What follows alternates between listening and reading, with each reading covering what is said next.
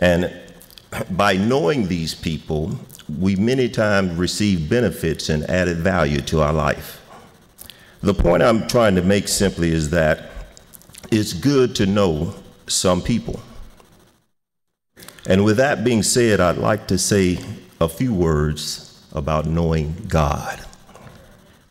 Allow me to read a portion of scripture from Jeremiah chapter 9, verses 23 and 24. This is what the Lord says: "Don't let the wise boast in their wisdom, or the powerful boast in their power, or the rich boast in their riches. But those who wish to boast should boast in this alone, that they truly know me and understand that I am the Lord, who demonstrates unfailing love and who brings justice and righteousness to the earth, and that I delight in these things. I, the Lord, have spoken." Now, I'm always captivated by the way things are described in the Old Testament, and then they're illustrated or fleshed out in the New Testament. There's a man named Nicodemus in the New Testament, of whom there's a story about him meeting Jesus. And Nicodemus is a man, it would seem, that had a few things that he could brag about. He was a Pharisee, which means that he had a religious stature of some rank in the Jewish community. He was a ruler of the Jews, suggesting he had some political power given to him by the Roman government. He was also a teacher of Israel, which suggests a person of great knowledge and wisdom. He appears to have had all the things mentioned in the scripture that I just read: wisdom, power, and riches. But as we will see from his encounter with Jesus, he apparently lacked a clear understanding and knowledge of God. Nicodemus' encounter with Jesus revealed three crucial areas that concern relating to knowing God. The first was a simple infatuation. Nicodemus was simply impressed with the miracles Jesus performed. By this time, great crowds had followed him, all because of the wonders he manifested. Nicodemus also was equally impressed that the things he did were beyond the ordinary, and he sought him out to investigate further. Now, this is the kind of infatuation that we would say of a very young person that said they're in love, only to find out that this is not the person they would want to commit their entire life to. Jesus saw the shallow interest in Nicodemus, and he said to him pointedly, "Unless you be born again, you will not see the kingdom of heaven." And this brings us to the second obstacle to knowing God: a sensible interpretation. You see, Nicodemus struggled with that phrase, born again. He found it difficult to make sense of that concept. He thought to himself, is it possible to enter into my mother's womb a second time? Norman Geisler, author and theologian and apologist, wrote in a book dealing with a difficult concept. The question at hand was, why is there so much evil in the world if God exists? Troubling, isn't it? Now, I don't need to remind anybody in this room that there's evil in this world. However, the reason an argument goes like this: if God is all-powerful, he could destroy evil. If God is all good, he would destroy evil. But evil is not destroyed, hence there is no such God. Now, the flaw in this reasoning is pointed out by Geisler by showing that the presuppositions that sound sensible are erroneous. I quote, "Just because evil is not destroyed right now does not mean that it will never be destroyed. The argument implies that if God hasn't done anything as of today, then it won't ever happen." You see, there are some things that go beyond mere logic. You see, in our struggle to make sense of life, we stumble over what we do not understand, and we make assumptions that preclude the infinite wisdom and knowledge of God. Just because something doesn't make sense doesn't mean that God has no purpose for it. Jesus continued his task of explaining to Nicodemus what this phrase meant, and he gave him many other examples, yet Nicodemus still seemed to remain somewhat lacking in understanding. This brings us to the third and final obstacle of knowing God, a stunning ignorance. Nicodemus, after all these explanations, amazed Jesus that he still didn't understand. So much he said to him, "Are you a teacher of Israel and you don't know these things?" Certainly the teacher had been educated in the matters of the law and religious concerns. It would be assumed that Nicodemus' knowledge base was intact. So what might have been the problem? Well, in the scripture, the opposite of ignorance is not knowledge, but it's wisdom. You may be filled with knowledge, yet still have persons categorize you as an educated fool.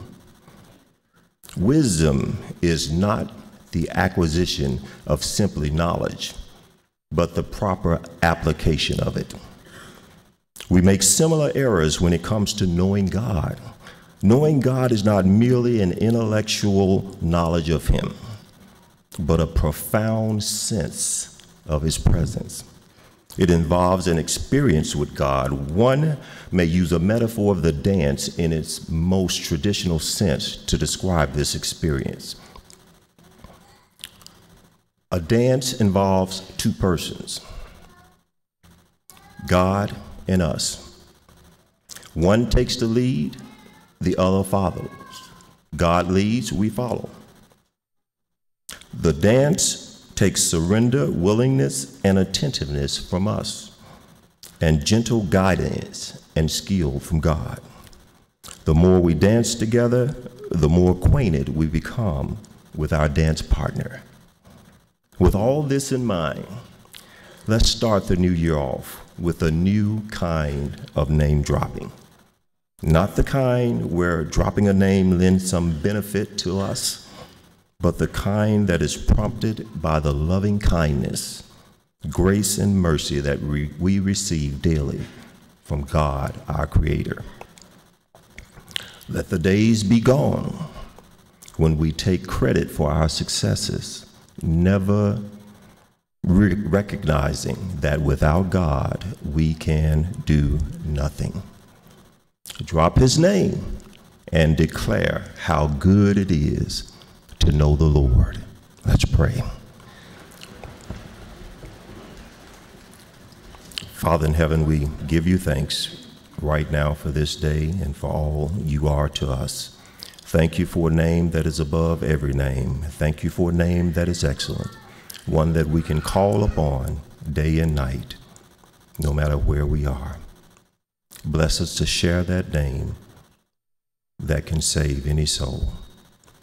This day we pray in Christ's name. Amen.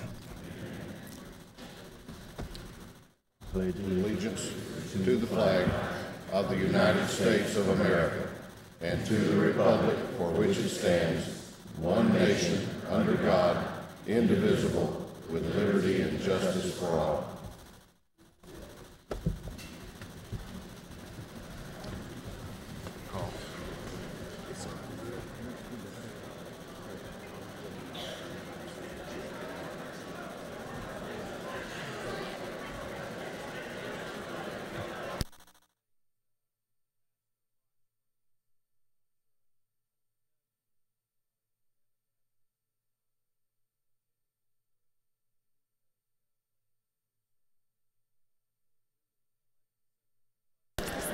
Please take your seats.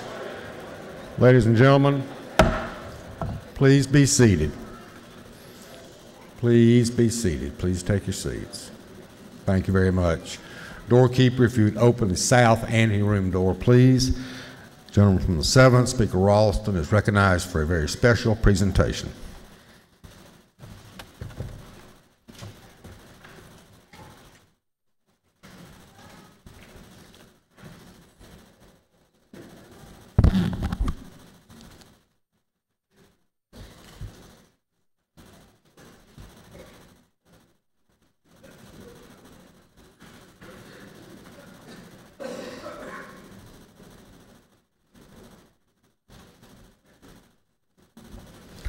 It is my honor to introduce to you for a special presentation this morning as part of our opening ceremonies today, the Fannin County High School Chorus under the direction of Ms. Tammy Mason.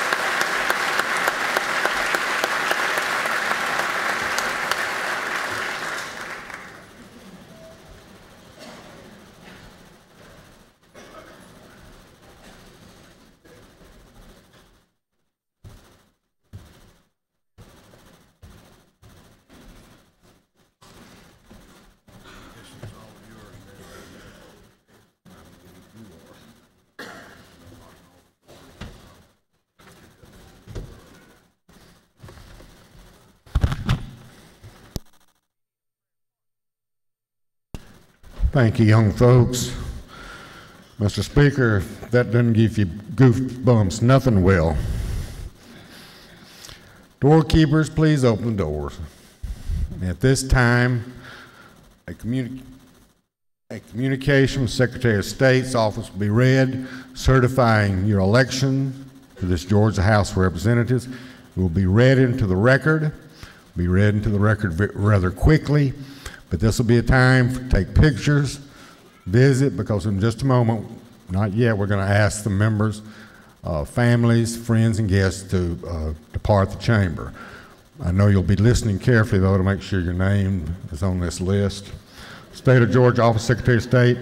I, Brian Kemp, Secretary of State of Georgia, do hereby certify that the attached 4 pages of typewritten matter constitute a true and correct list of state representatives, General Assembly of Georgia, elected 2012 general election held November 6, 2012, as the same appear on file on record in this office. Testimony whereof I have hereunto set my hand, fixed the seal of my office at the Capitol, City of Atlanta, 7th day of January in the year of our Lord 2013, independence of the United States of America, 237th, our Secretary of State, the Honorable Brian P. Kemp. District 1, John Deffenbaugh. District 2, Jay Neal. District 3, Tom Weldon. District 4, Bruce Broderick. District 5, John Meadows. District 6, Tom Dixon. District 7, David Ralston. District 8, Stephen Allison. District 9, Kevin Tanner. District 10, Terry Rogers. District 11, Rick Jaspers. District 12, Eddie Lumsden. District 13, Katie Dempsey. District 14, Christian Coomer. District 15, Paul Battles. District 16, Trey Kelly. District 17, Howard Maxwell. District 18, Kevin Cook. District 19, Paulette Braddock. District 20, Michael Caldwell. District 22, Calvin Hill. District 23, Mandy Ballinger. District 24, Mark Hamilton. District 25, Mike Dudgeon. District 26, Jeff Duncan. District 27, Lee Hawkins. District 28, Dan Gazaway. District 29, Carl Rogers. District 30, Emery Donahue. District 31, Tommy Benton. District 32, Alan Powell. District 33, Tom McCall. District 34, Charles Gregory. District 35, Ed Setzler. District 36, Earl Earhart. District 37, Sam Teasley. District 38, David Wilkerson. District 39, Alicia Morgan. District 40, Rich Golick. District 41, Michael Smith. District 42, Stacey Evans. District 43, Sharon Cooper. District 44, Don Parsons. District 45, Matt Dollar. District 46, John Carson. District 47, Jan Jones. District 48, Harry Geisinger. District 49, Chuck Martin Jr., District 50, Lynn Riley. District 51, Wendell Willard. District 52, Joe Wilkinson. District 53, Sheila Jones. District 54, Edward Lindsay. District 55, Tyrone Brooks. District 56, Abel Mabel Thomas. District 57, Pat Gardner. District 58, Simone Bell. District 59, Margaret Kaiser. District 60, Keisha Waits. District 61, Roger Bruce. District 62, Dawn Jones. District 63, Ronnie Mabra. District 64, Virgil Flood. District 65, Sharon Beasley Teague. District 66, Kenneth Alexander. District 67, Micah Gravely. District 68, Dusty Hightower. District 69, Randy Nix. District 70, Lynn Smith. District 72, Matt Ramsey. District 73, John Yates. District 74, Valencia Stovall. District 75, Mike Glanton. District 76, Sandra Scott. District 77, Darrell Jordan. District 78, Demetrius Douglas. District 79, Tom Taylor. District 80, Mike Jacobs. 81, Scott Holcomb. District 82, Mary Margaret Oliver. District 83, Howard Mosby. District 84, Ron Mayo. District 85, Carla Drenner. District 86, Michelle Henson. District 87, Ernest Williams. District 88, Billy Mitchell. District 89, Stacey Abrams. District 90, Pam Stevenson. District 91, D. Dawkins Hagler. District 92, Tanya Anderson. District 93, Dashun Kendrick. District 94, Karen Bennett. District 95, Tom Rice. District 96, Pedro Marine. District 97, Brooks Coleman. District 98, Josh Clark. District 99, Hugh Floyd. District 100, Brian Thomas. District 101, Valerie Clark. District 102, Buzz Brockway. District 103, Timothy Barr. District 104, Donna Sheldon. District 105, Joyce Chandler. District 106, Brett Harrell. District 107, David Casas. District 108, B.J. Pack. District 109, Dale Rutledge. District 110, Andy Welch. District 111, Brian Strickland. District 112, Doug Holt. District 113, Pam Dickerson. District 114, Tom Kirby. District 115, Bruce Williamson. District 116, Terry England. District 117, Regina Quick. District 118, Simon Fry, Spencer Fry. District 119, Chuck Williams. District 120, Mickey Chanel. District 121, Barry Fleming. District 122, Ben Harbin. District 123, Barbara Sims. District 124, Henry Wayne Howard. District 125, Ernest Smith. District 126, Gloria Frazier. District 127, Quincy Murphy. District 128, Mac Jackson. District 129, Susan Holmes. District 130, David Knight. District 131, Johnny Caldwell Jr. District 132, Carl Van Epps. District 133, John Pizzo. District 134, Richard Smith. District 135, Calvin Smiley. District 136, Calvin Hughley. District 137, David Buckner. District 138, Mike Chubbs. District 139, Patty Bentley. District 140, Robert Dickey. District 141, Alan Peake. 142, Nikki Randall. District 143, James Beverly. District 144, James Epps. District 145, E. Culver Kidd. District 146, Larry O'Neill. District 147, Willie Tolson. 148, Buddy Harden. District 149, Jimmy Pruitt. District 150, Matt Hatchett. District 151, Gerald Green. District 152, Ed Reinders. District 153, Carol Fullerton. District 154, Winfred Dukes. District 155, Jay Roberts. District 156, Greg Morris. District 157, Delvis Dutton. District 158, Butch Parrish. District 159, John Burns. District 160, Jan Tankersley. District 161, Bill Hitchens. District 162, Bob Bryant. District 163, Craig Gordon. 164, Ron Stevens. District 165, Mickey Stevens. District 166, Ben Watson. District 167, Jeff Chapman. District 168, Al Williams. District 169, Chuck Sims. District 170, Penny Allison. District 171, Jay Powell. District 172, Sam Watson. District 173, Darlene Taylor. District 174, Ellis Black. District 175, Amy Carter. 176, Jason Shaw. District 177, Dexter Sharp. District 178, Chad Nimmer. District 179, Alex Atwood. District 180, Jason Spencer. The record of members of the House elected at the November election, certified by the Secretary of State, is hereby entered into the Journal of the House of Representatives.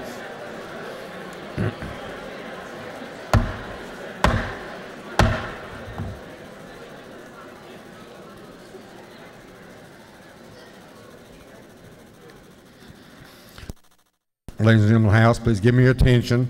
At this time, the roll will be called in this House.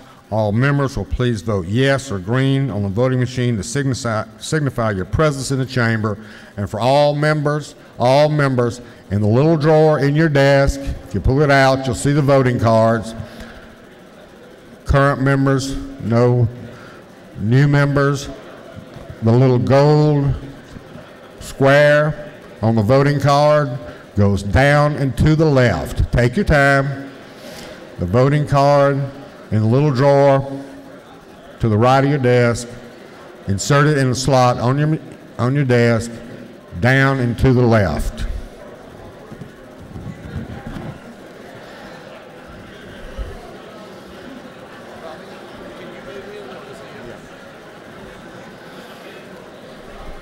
Does everyone have their voting cards?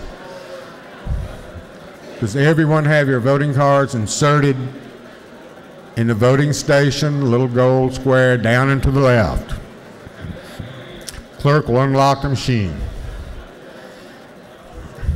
All members vote green to signify your presence in this chamber.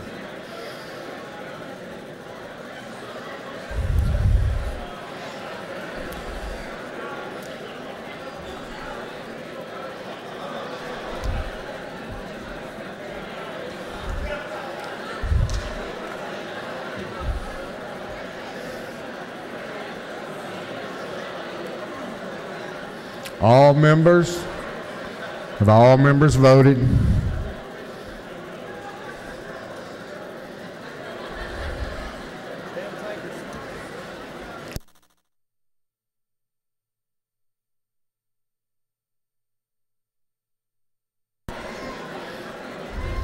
Have all members voted?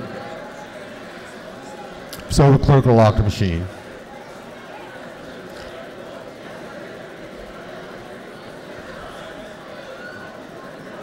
This House is comprised of 180 members. We have at this time 2 vacancies. We have 178 members in attendance. Congratulations. God bless you.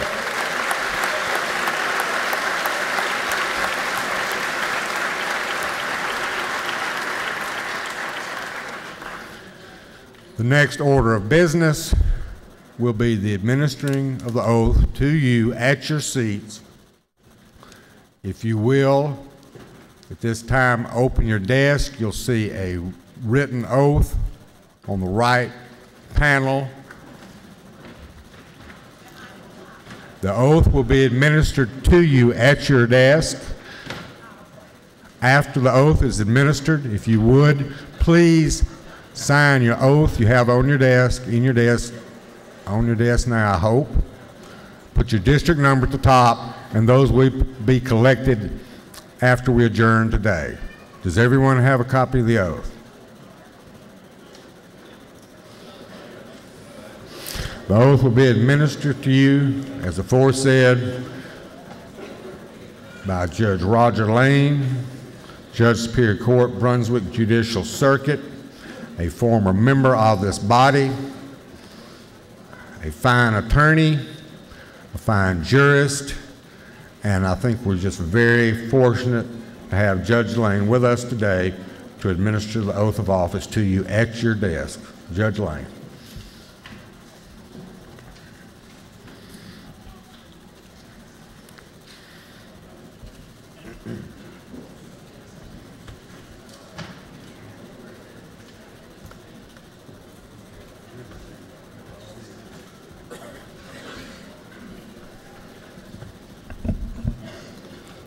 Mr. Clerk, Mr. Speaker, members of the House, and honored guests, I got in my car Saturday morning, and out of habit I came to Atlanta.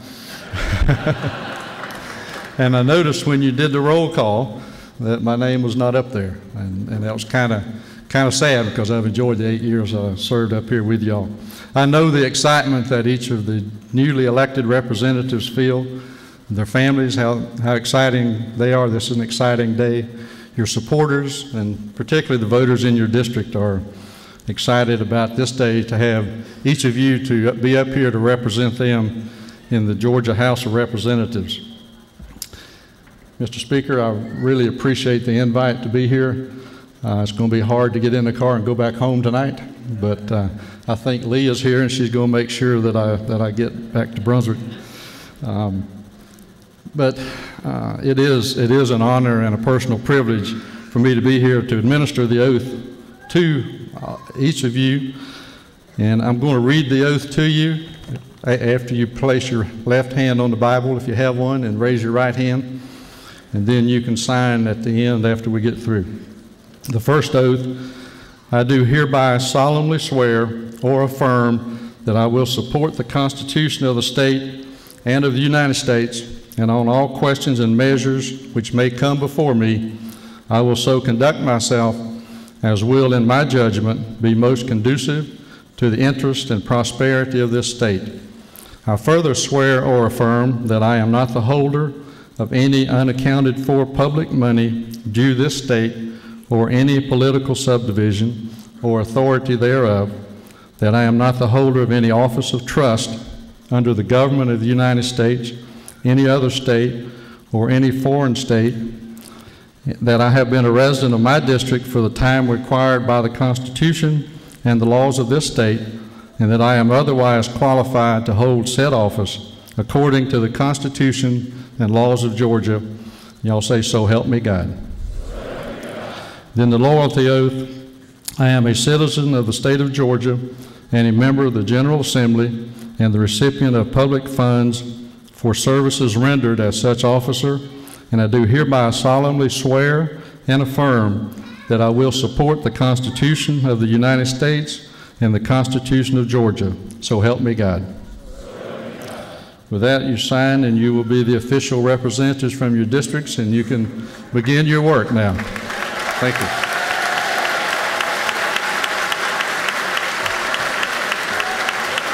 Thank you. Thank you. God bless you. Thank you, partner. Appreciate it, Roger.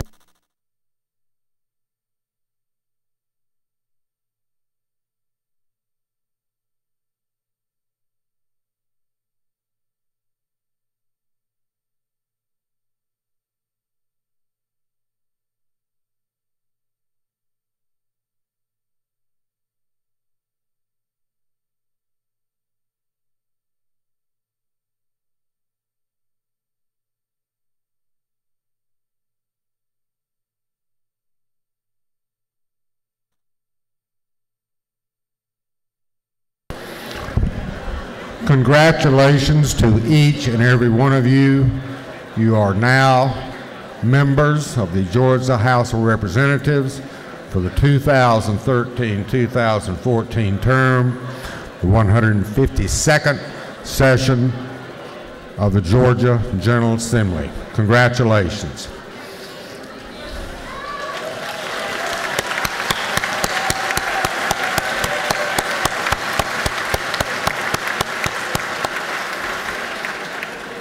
At this time, the oath has been administered. You've been sworn in. Family and friends have been with you on this very solemn and joyous occasion.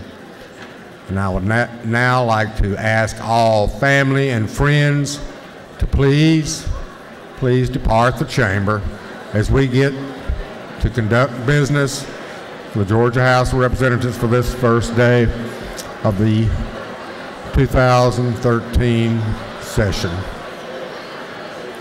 All family and friends, thank you for being here. God bless you. And please go ahead and depart the chamber. Thank you for being here.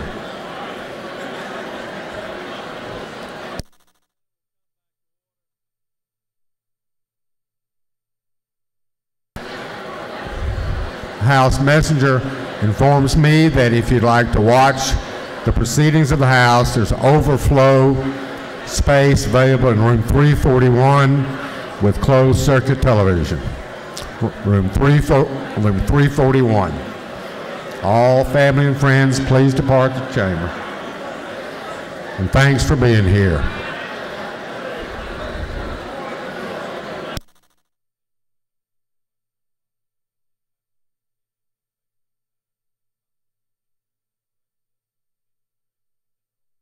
All members, don't forget, sign the oath, put your district number at top, leave them on top of your desk or on your desk.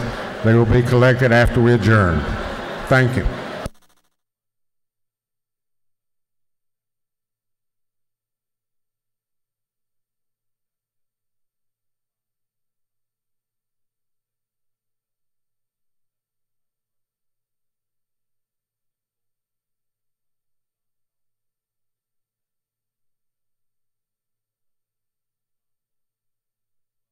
All family and friends, please depart the chamber.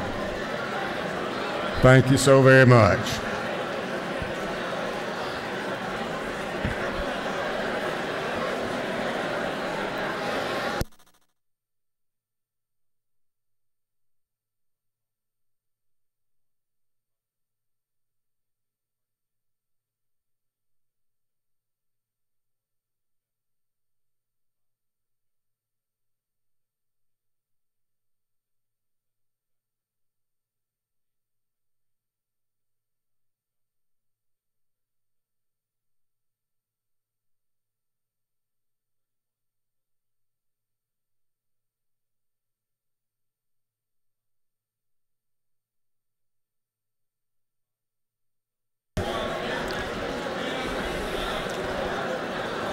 All right. All family and friends, please depart the chamber. We're about to start business of the Georgia House of Representatives for this first legislative day.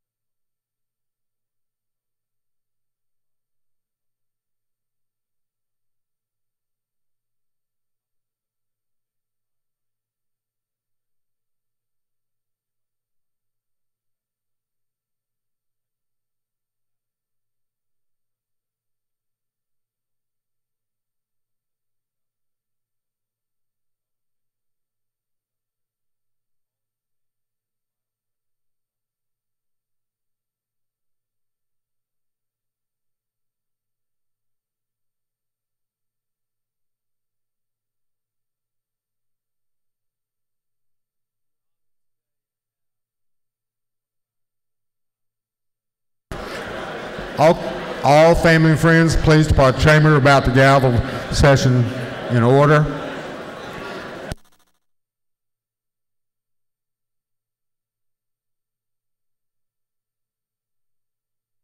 All members, please come to the floor of the House. All members, please come to the floor of the House of Representatives. Please take your seats to cease all the conversation.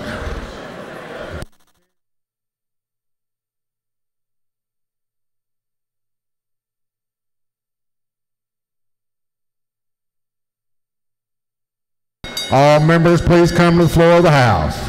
All members, please come to the floor of the House. All members, please come to the floor of the House.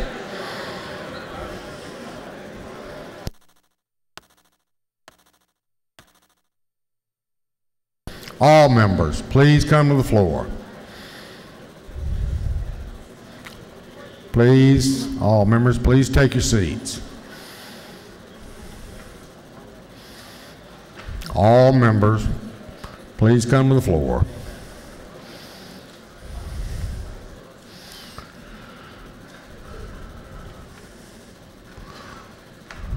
Next order of business is the election of Speaker of this Georgia House of Representatives for the 2013-2014 term.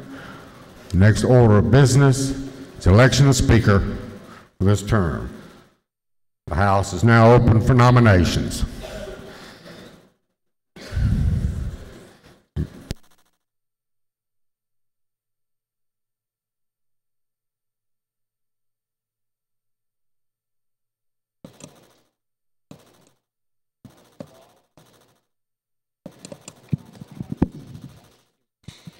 I'd like to rise and nominate David Ralston for Speaker of the House.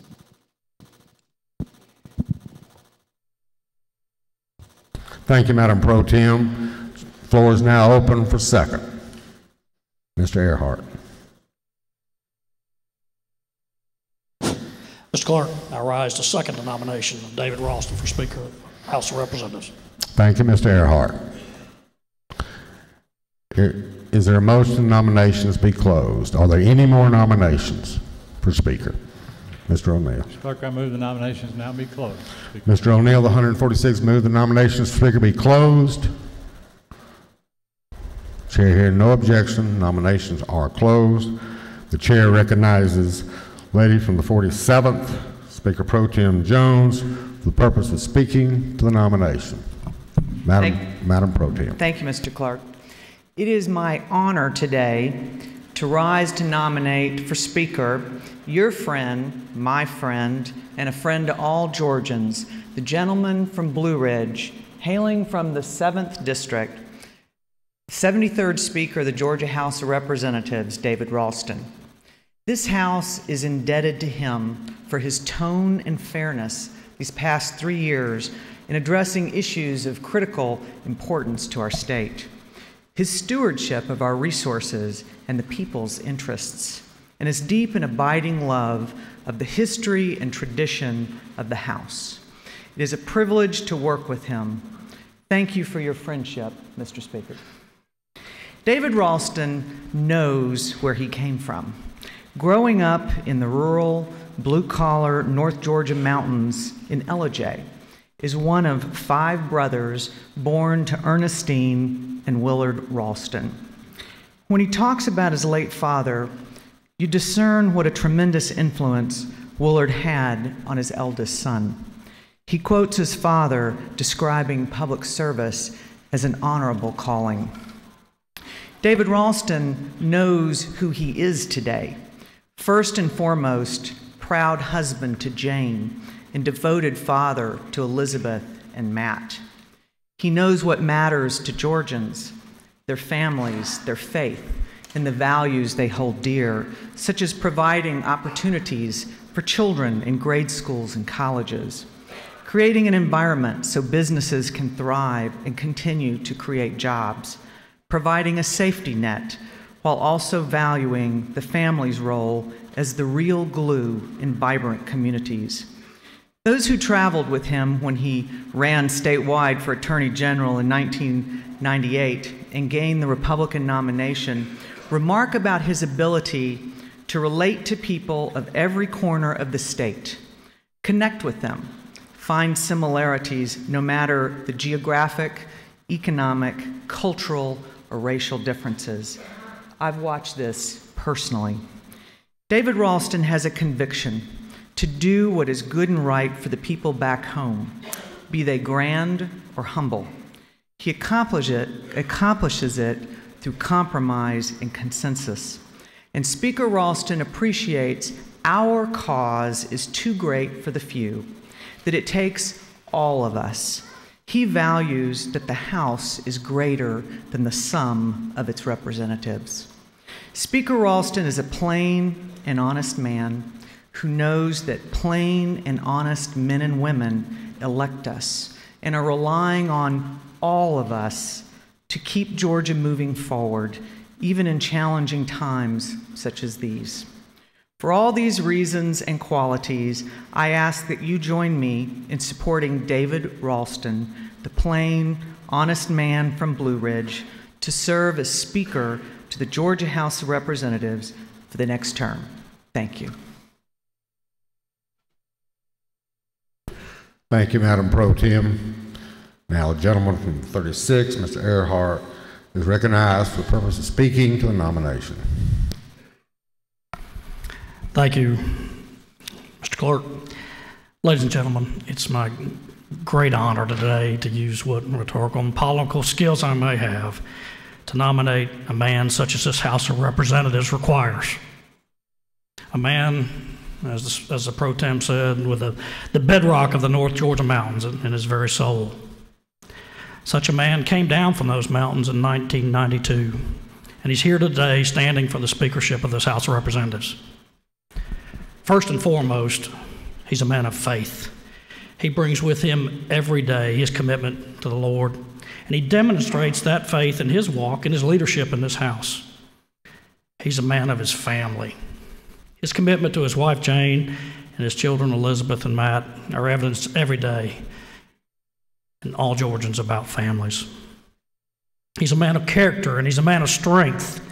This House is too large and too strong to be led by a man without an iron disposition.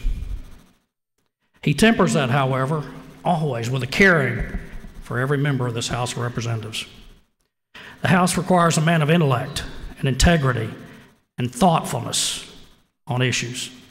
This man embodies those strengths. This House requires a statesman, one who places the needs of Georgia and Georgians above his own. He is such a man.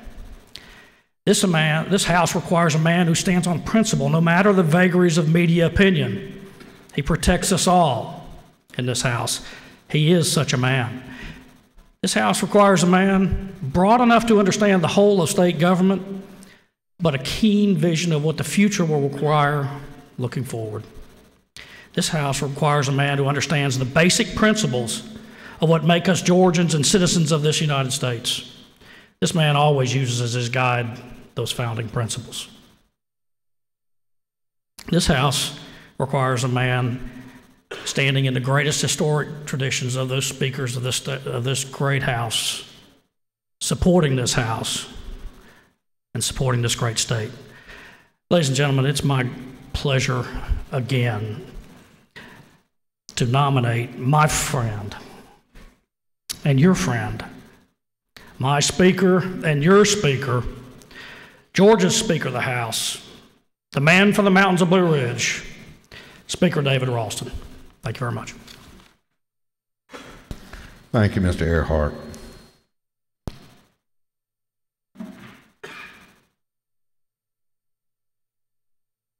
The motion has been made and seconded that David Ralston, representative of the 7th District, Georgia House of Representatives, be elected Speaker of this body. Those voting, the gentleman from the 7th, Speaker Ralston, should vote yes or green. Those voting for Speaker Ralston should vote yes or green. Those voting against should vote no or red. And the clerk will unlock the machine.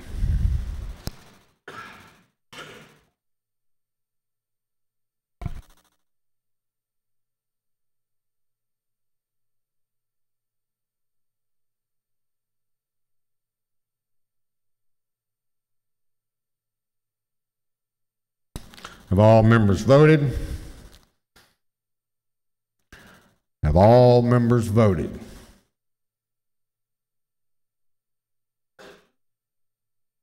Have all members voted?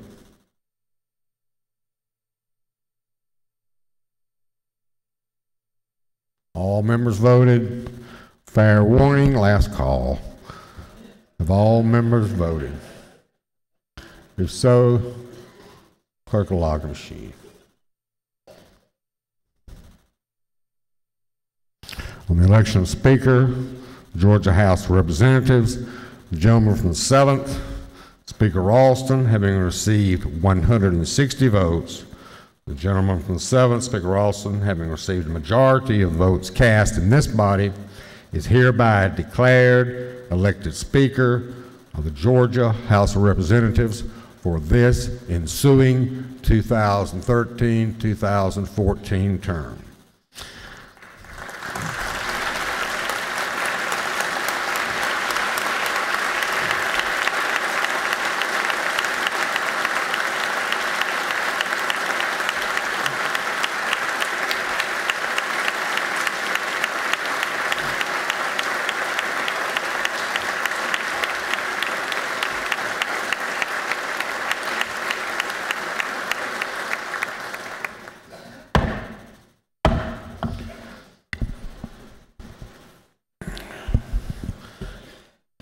The chair appoints the gentleman from the 5th, Representative Meadows, the gentleman from the 116th, Representative England, the gentleman from the 171st, Representative Powell,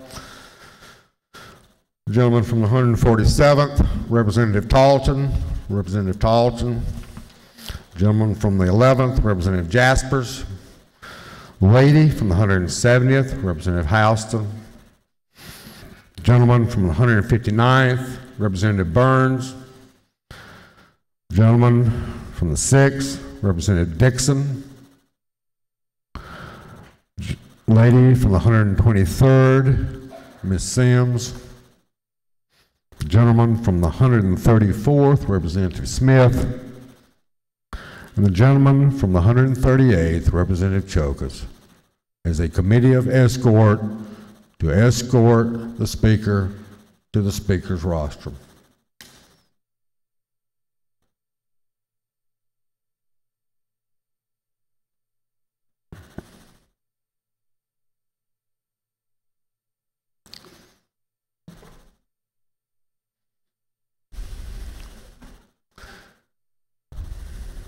Ladies and gentlemen of the House, let the Committee of Escort and Speaker Ralston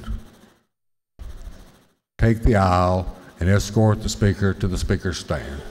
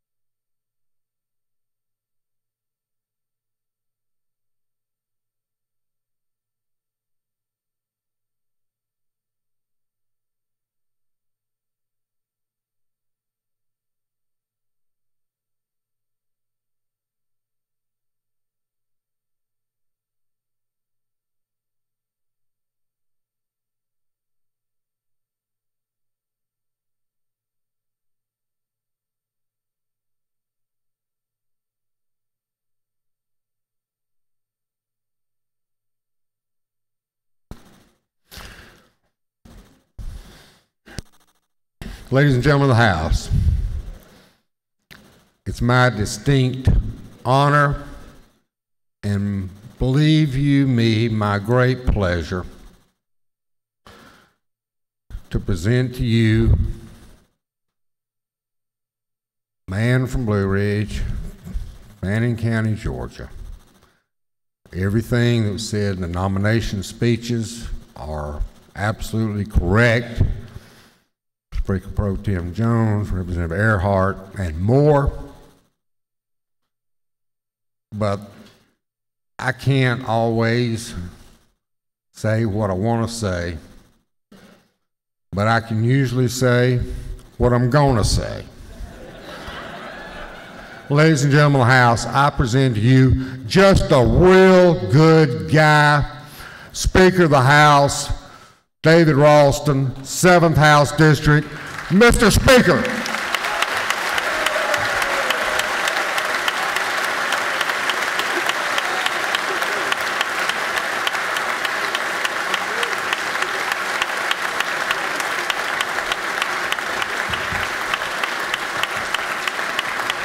Thank you all very much.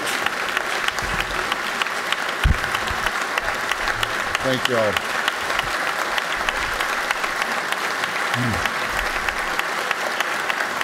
Thank you very, very much. Thank you very much.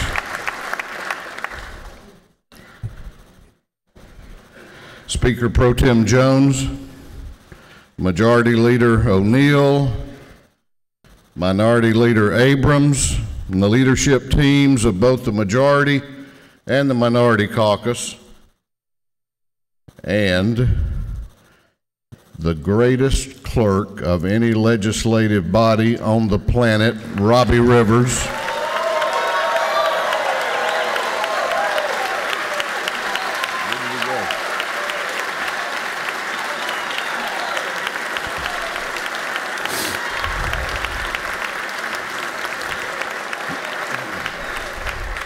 My colleagues in the Georgia House of Representatives, family, friends, and my fellow Georgians, you have honored me beyond measure. The sense of gratitude and humility that I feel today is no less than it was on the day that you first accorded me with this honor, and I respectfully thank you for your trust. As I did 3 years ago today, I pledge to you to treat this position with dignity, honor, and respect. 124 years ago, in the summer of 1889, the members of the Georgia House of Representatives marched together into this very chamber to convene for the first time in a newly constructed state capitol.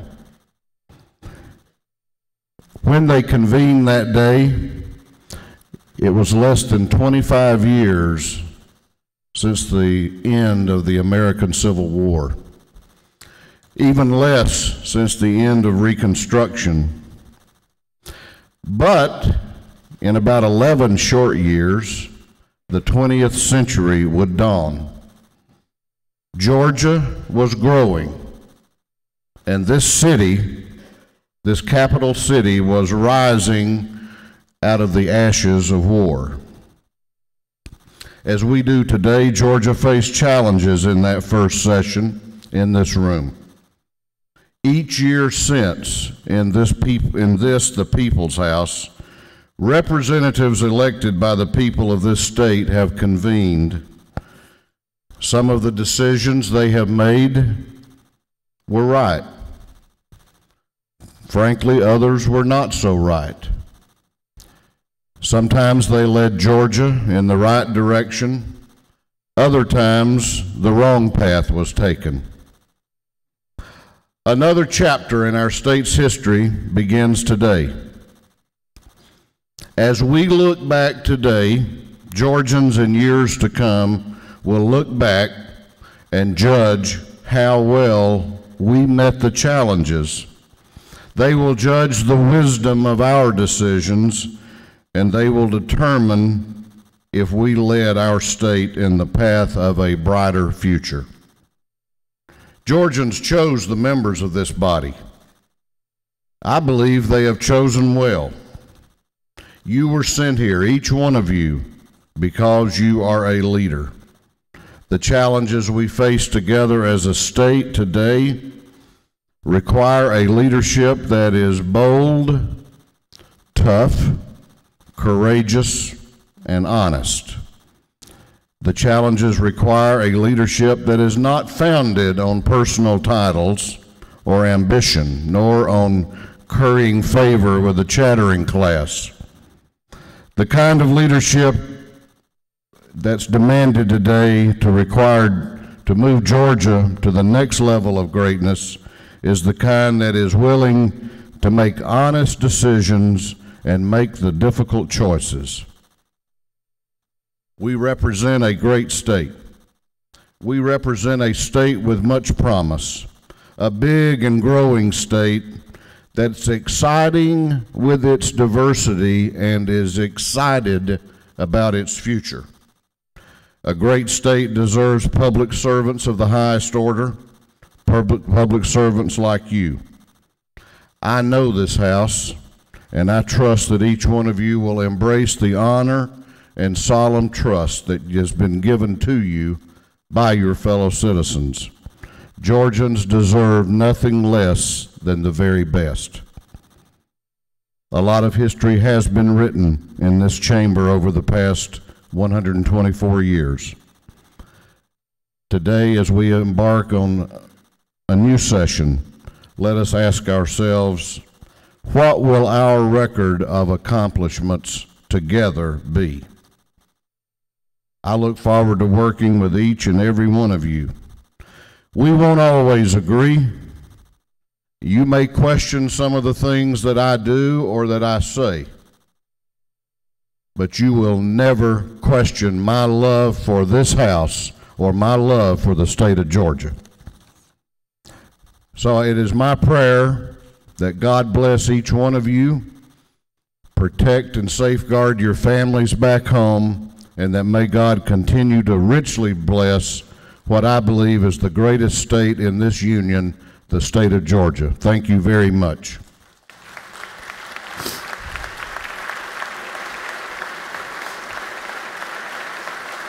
Thank you. Thank you.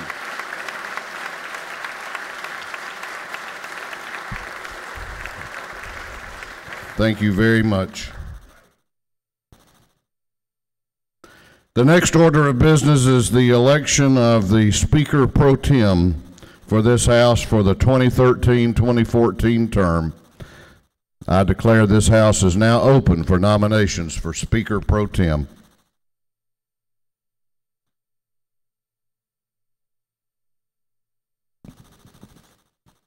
Chair recognizes the representative in the 134th District, Chairman Richard Smith, for a nomination. Mr. Speaker, I nominate the gentlelady from House District 47, Representative Jan Jones, to be Speaker Pro Tem of this 152nd term of the Georgia General Assembly. Representative Smith, the gentleman from the 134th District, has nominated Jan Jones of the Representative Jan Jones of the 47th House District as Speaker Pro Tem for the 2013-2014 term. Is there a second? Chair recognizes the lady from the 170th District, Representative Houston. Mr. Speaker, I second the nomination of Jan Jones for Speaker Pro Tem. The nomination of Jan Jones has been seconded by the lady from the 170th House District, Representative Houston. What purpose does Majority Leader O'Neill rise? Speaker, I move the nominations for Speaker Pro Tem of the House now be closed. Majority Leader has moved that the nominations for Speaker Pro Tem of this House be closed. Is there objection? The chair hears none. The chair declares that nominations for the office of Speaker Pro Tem have been closed. The chair recognizes Representative Richard Smith to give the nominating speech for Representative Jan Jones for Speaker Pro Tem. Representative Smith.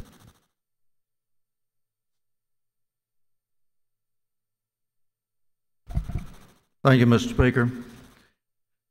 It's with a great deal of pleasure that I speak on behalf of Representative Jan Jones.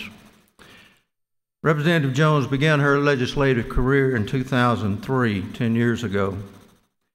And to show you how fast she's risen in the ranks in this organization and the kind and quality of work she has done, she first became Speaker Pro Tem on January the 11th, 2010, and re-elected overwhelmingly in 2011 by her peers, which is you and I.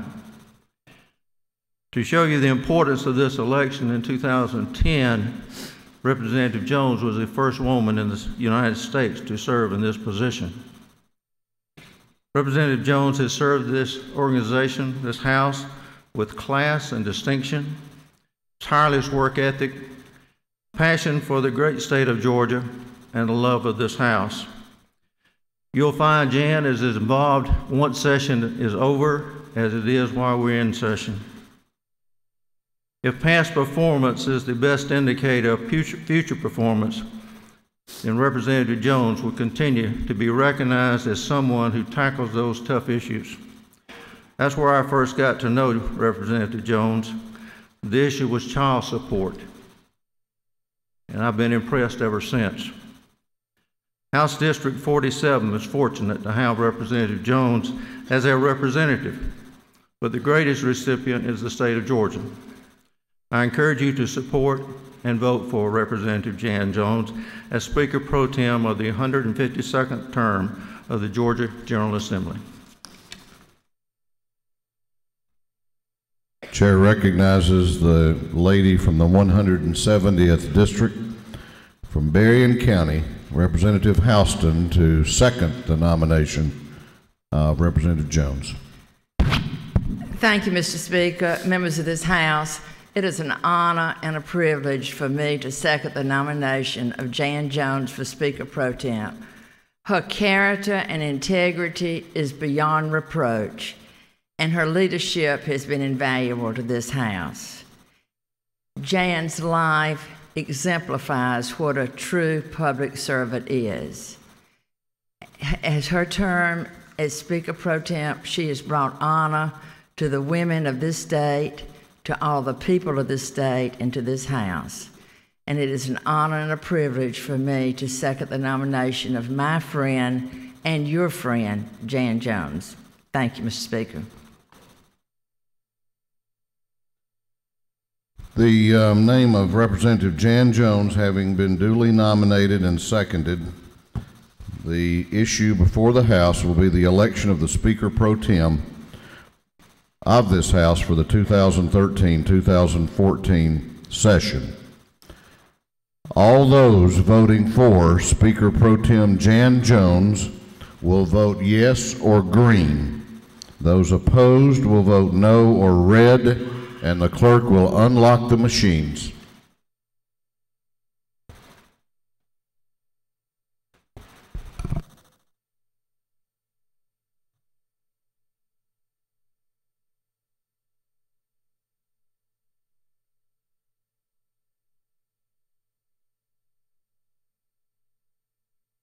Have all members voted? Have all members voted?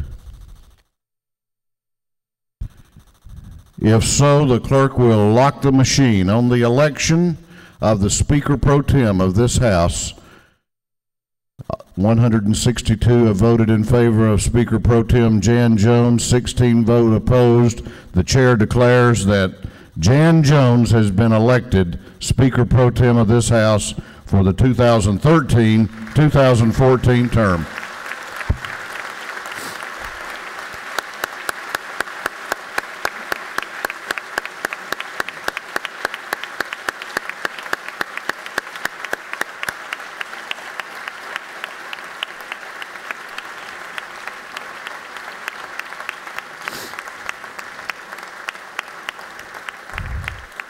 The chair appoints the gentleman from the 97th House District, Representative Coleman, the gentleman from the 33rd District, Representative McCall, the gentleman from the 130th District, Representative Knight, the lady from the 160th District, Representative Tankersley, the gentleman from the 148th District, Representative Harden, the gentleman from the 25th District, Representative Dudgeon, the gentleman from the 24th District, Representative Hamilton, the gentleman from the 144th District, Representative Epps, as a committee of escort to escort the Speaker Pro Tem to the Speaker's stand.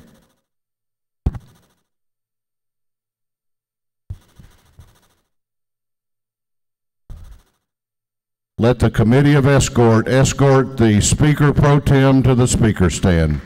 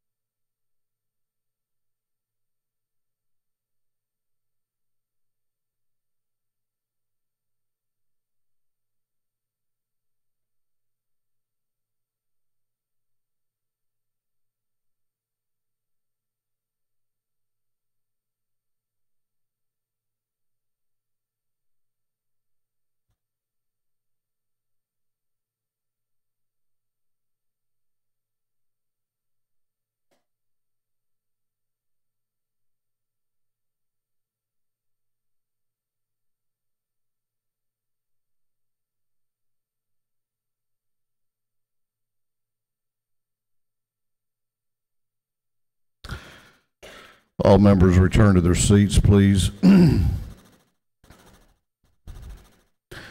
Jan Jones and I came to this house together, I guess 10 years ago today, or this month. On the day I was honored to be elected Speaker, she was elected the Speaker Pro Tem. We have worked closely over the years together.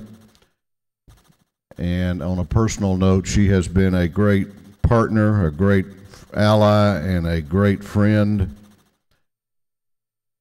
She has been a great representative.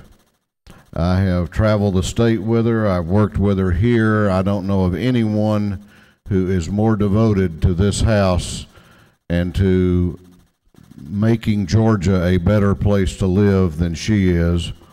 And I truly am honored to have the opportunity to work with her again for the next 2 years. She's a person of great integrity, great character. She reflects well on this house.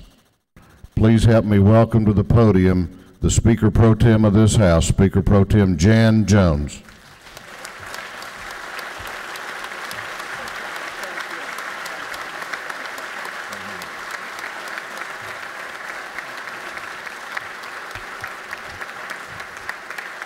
Thank you.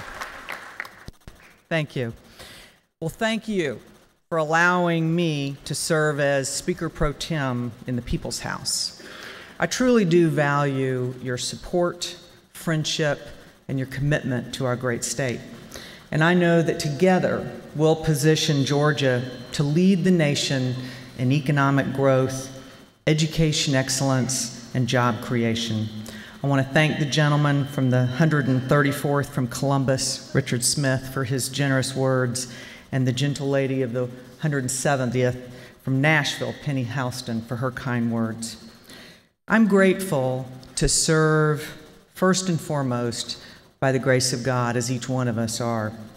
and with the support of the good people of the 47th District, and because my family stands by me patiently as your families do for you, I do want to thank Kaylin and our 4 children, including Kaylin and Peyton, who are here today.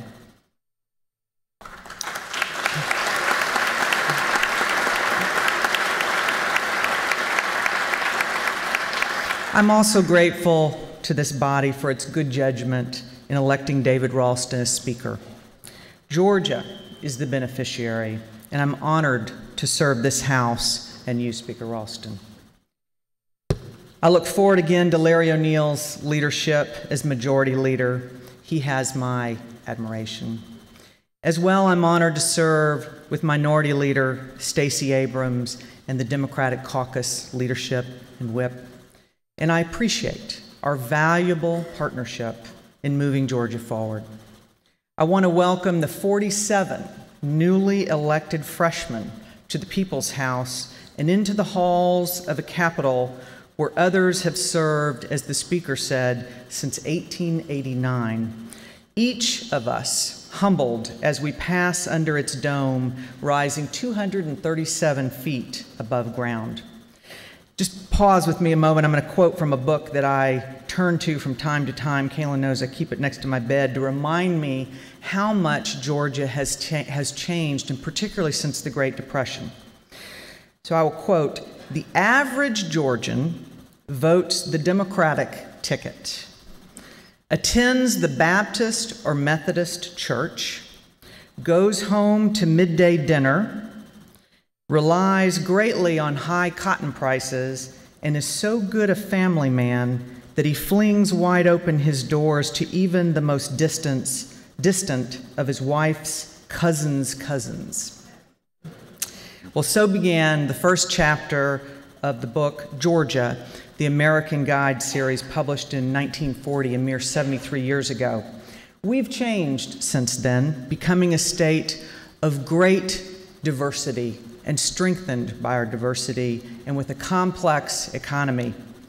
Our unemployment rate, while still too high, is lower than the 15% rate in 1940.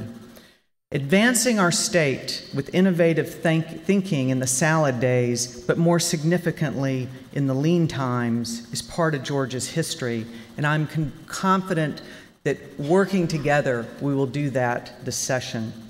But none of this can be accomplished without each of us, Democrat and Republican, rural, suburban, and urban, working together and focusing on what is truly important.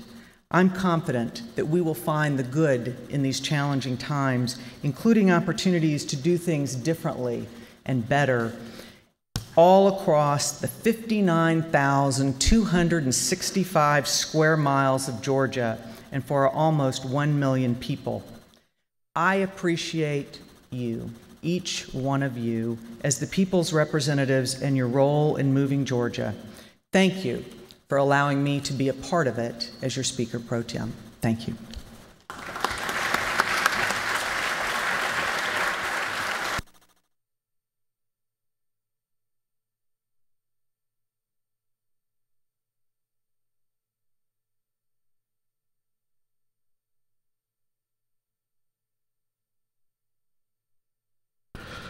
The next order of business for this House is the election of the Clerk of the House for the 2013-2014 term. The House is now open for nominations for clerk, and the chair recognizes the lady from the 43rd District, Representative Cooper, for the purpose of making a nomination. Thank you, Mr. Speaker. Mr. Speaker and colleagues of the House, it is my distinct honor to rise to nominate Robbie Rivers for clerk. Mr. Rivers, a most knowledgeable individual, has served this body with distinction for many years and is a helpful friend to all. Thank you. Representative Cooper from Cobb County has nominated Robbie Rivers to be the clerk of this House for the 2013-2014 term. The chair recognizes the gentleman from the 135th House District, for a second. Mr. Speaker and members of the House, I stand and real proud and honored to second the nomination of Robert Rivers as the clerk of this great House. Thank you. What purpose does the majority leader rise? Speaker, I move that the nominations now be closed and that the entire membership of the Georgia House of Representatives cast their vote for Robbie Rivers, the clerk of Representatives. On the motion of the majority leader, is there any objection to closing nominations for clerk of the House? The chair hears none.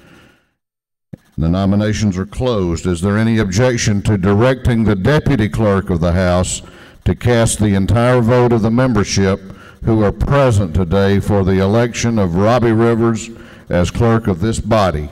The chair hears none, and the deputy clerk is so elected. On the election of the clerk of the House, Robbie Rivers received the entire vote of the membership of this House who are present, and it is an honor and a privilege for the chair to declare that Robbie Rivers has been elected clerk for the ensuing term.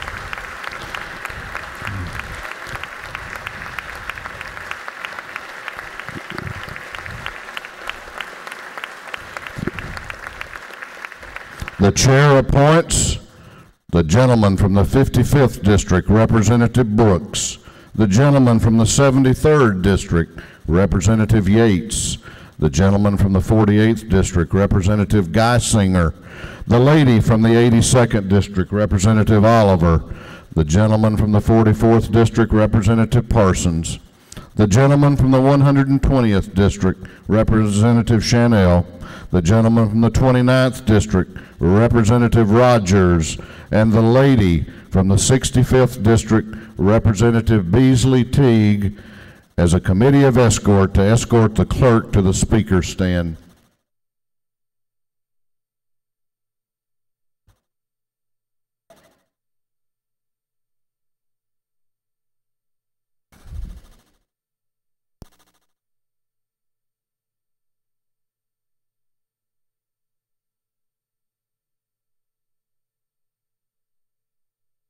Would the committee of escort please escort the clerk of the House, Robbie Rivers.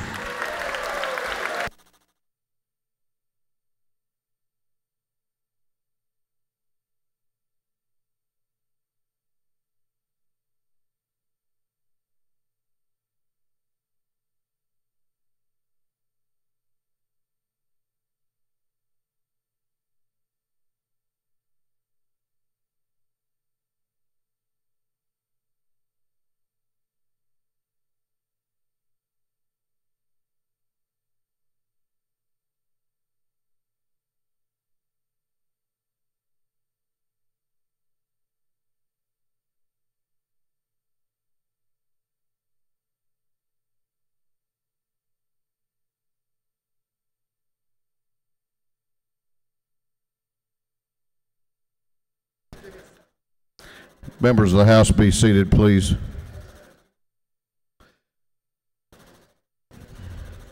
I prepared a 74-minute remarks at this point to talk about my friend Robbie Rivers.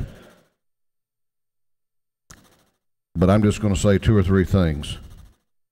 Number one, he is my friend. And we've had a lot of talk about how we love and value this institution, the House of Representatives. This man lives and breathes the House of Representatives every day of the year. He loves the members. He appreciates the traditions. He works tirelessly. And I can just truly say, I couldn't do my job if it were not for Robbie Rivers. And I would venture to say that many of you would agree with me. We are truly blessed to have, I call him this every day, the greatest clerk on the planet. but I am absolutely convinced in my soul that we do have the greatest clerk anywhere in the world. Please help me welcome him to the podium, Robbie Rivers.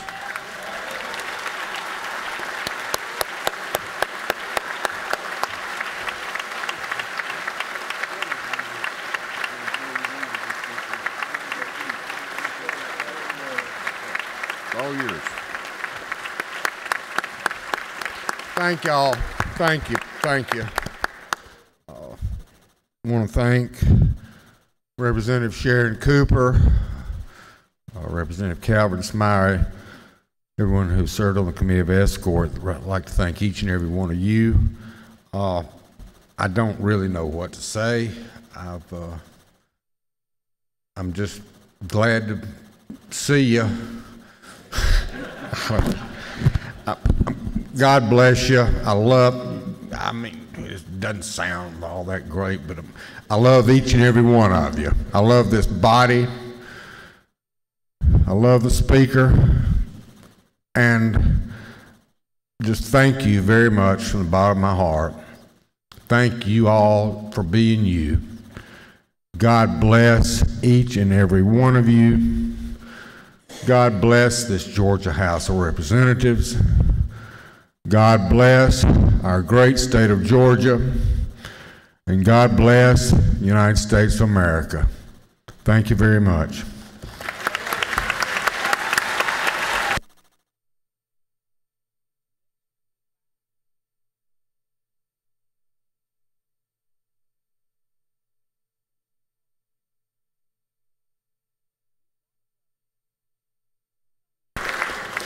At this time, it is my honor to administer the oath of office to the clerk. Would you please raise your right hand? Do you hereby swear that you will discharge the duties of the office of the clerk of the House of Representatives faithfully and to the best of your skill and knowledge? Do you further swear that you are not the holder of any public money due this state or any political subdivision or authority thereof unaccounted for, that you are not the holder of any office of trust under the government of the United States, nor of any one of the several states, nor of any foreign state, that you are otherwise qualified to hold said office according to the Constitution and laws of Georgia? So help me God, if you swear to that. So help me God, I do, Mr. Speaker. Thank you very much.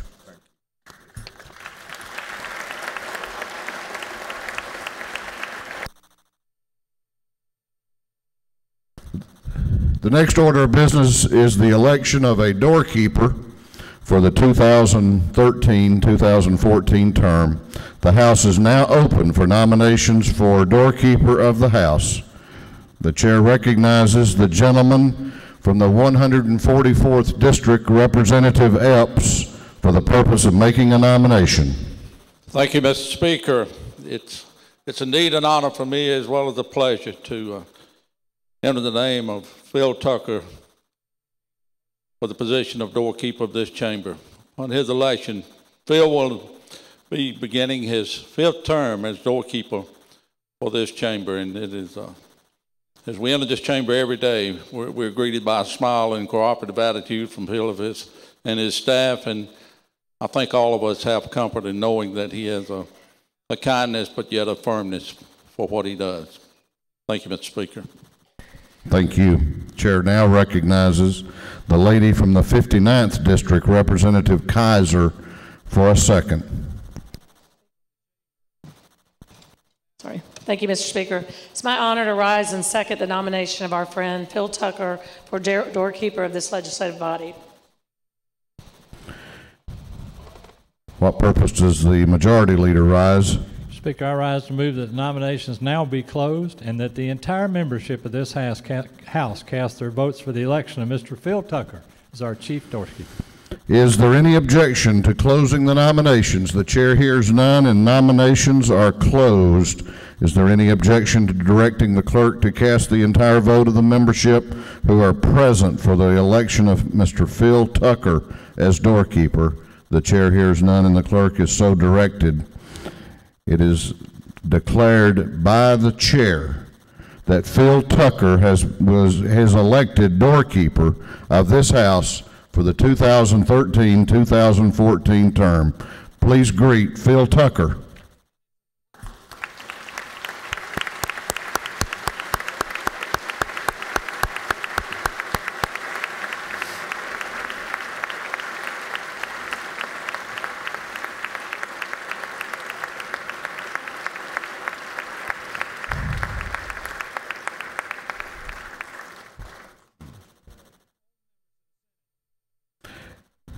The next order of business is the election of a messenger for the House for the 2013-2014 term. The House is now open for nominations for House messenger, and the chair recognizes the lady from Valdosta, the 175th House District, Representative Carter, for the purpose of making a nomination. Thank you, Mr. Speaker. I rise to nominate Christy Lindstrom for messenger of the House. I believe there are 3 outstanding traits which make Ms. Lindstrom the perfect candidate for messenger. These 3 traits are professionalism, efficiency, and attention to our members. For these reasons, it is my honor to nominate Christy Lindstrom as messenger of the Georgia House of Representatives. Thank you, Representative Carter. The chair recognizes the minority leader of the House, Representative Abrams, for a second.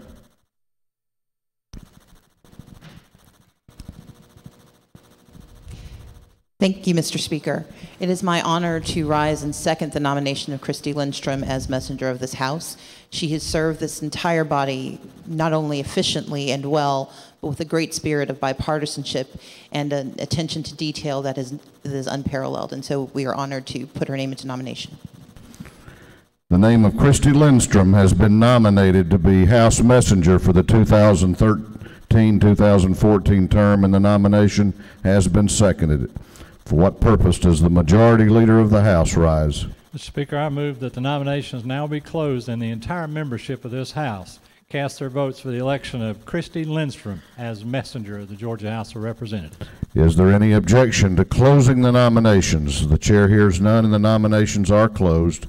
Is there any objection to directing the clerk to cast the entire vote of the membership of this House who are present for the election of Christy Lindstrom as messenger of the House? The chair hears none and the clerk is so directed. It is declared by the chair that Christy Lindstrom has been elected messenger of the House for the 2013-2014 term.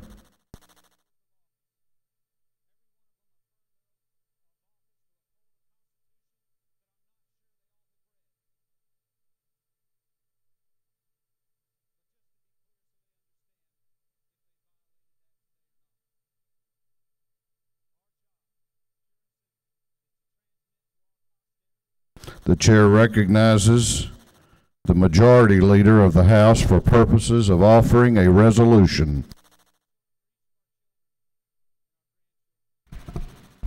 Thank you, Mr. Speaker. Ladies and gentlemen of the House, I bring before you House Resolution 6 by the gentleman from the 7th, Speaker Ralston.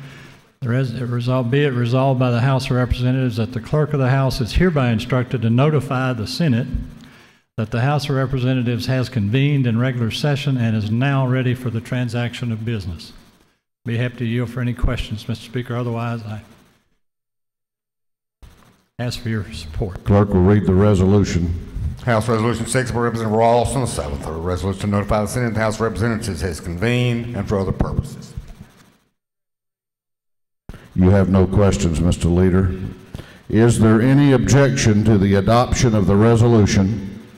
The chair hears none. House Resolution 6 is adopted.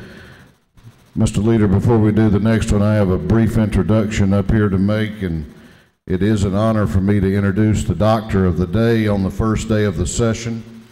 It's in keeping with a great tradition. This program was started, I think, by your dad, Dr. Jim Kaufman, and we're honored to have with us today Dr. Robert Kaufman.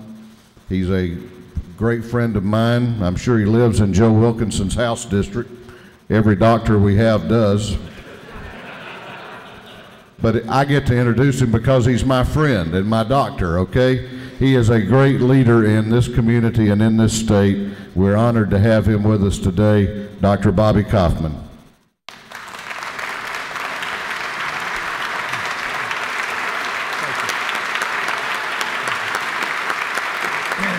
Thank you very much. It's always an honor to be here. It's hard to believe I've been coming down here for 23 years now. Sure wish my dad was still down here also, though, but, you know, can't control everything. But hopefully we'll have a healthy session. But the most important thing is the person who really does all the work is hiding over there in the corner, Miss Suzanne Smith, who's the nurse. So she's the person that's the most important person to know here. Give her a... Thank you very much.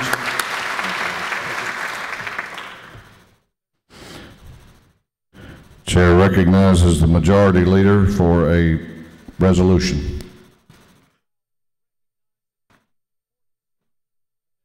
Thank you, Mr. Speaker. I now bring before the House for consideration House Resolution 7, which is what we generically refer to every year as our housekeeping resolution. It covers all matters such as hiring personnel, approving chaplains to come before us, and a number of things. It's on your desk. I'd be glad to yield for any questions. Otherwise, I ask for your favorable consideration of House Resolution 7. Clerk will read the resolution. House Resolution 7, Representative Ralston, 7th. A resolution relative to officials, employees, committees in the House of Representatives and for other purposes.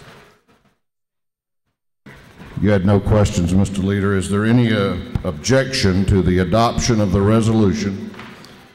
Chair hears none, and House Resolution 7 has been adopted. Chair recognizes the majority leader for the purpose of offering a resolution. Thank you, Mr. Speaker. I now bring before this House House Resolution 8, which is our invitation to Governor Nathan Deal, His Excellency, to appear before this House at 11 a.m. in a joint session with the Senate on Thursday, January 17th, to give us his State of the State address.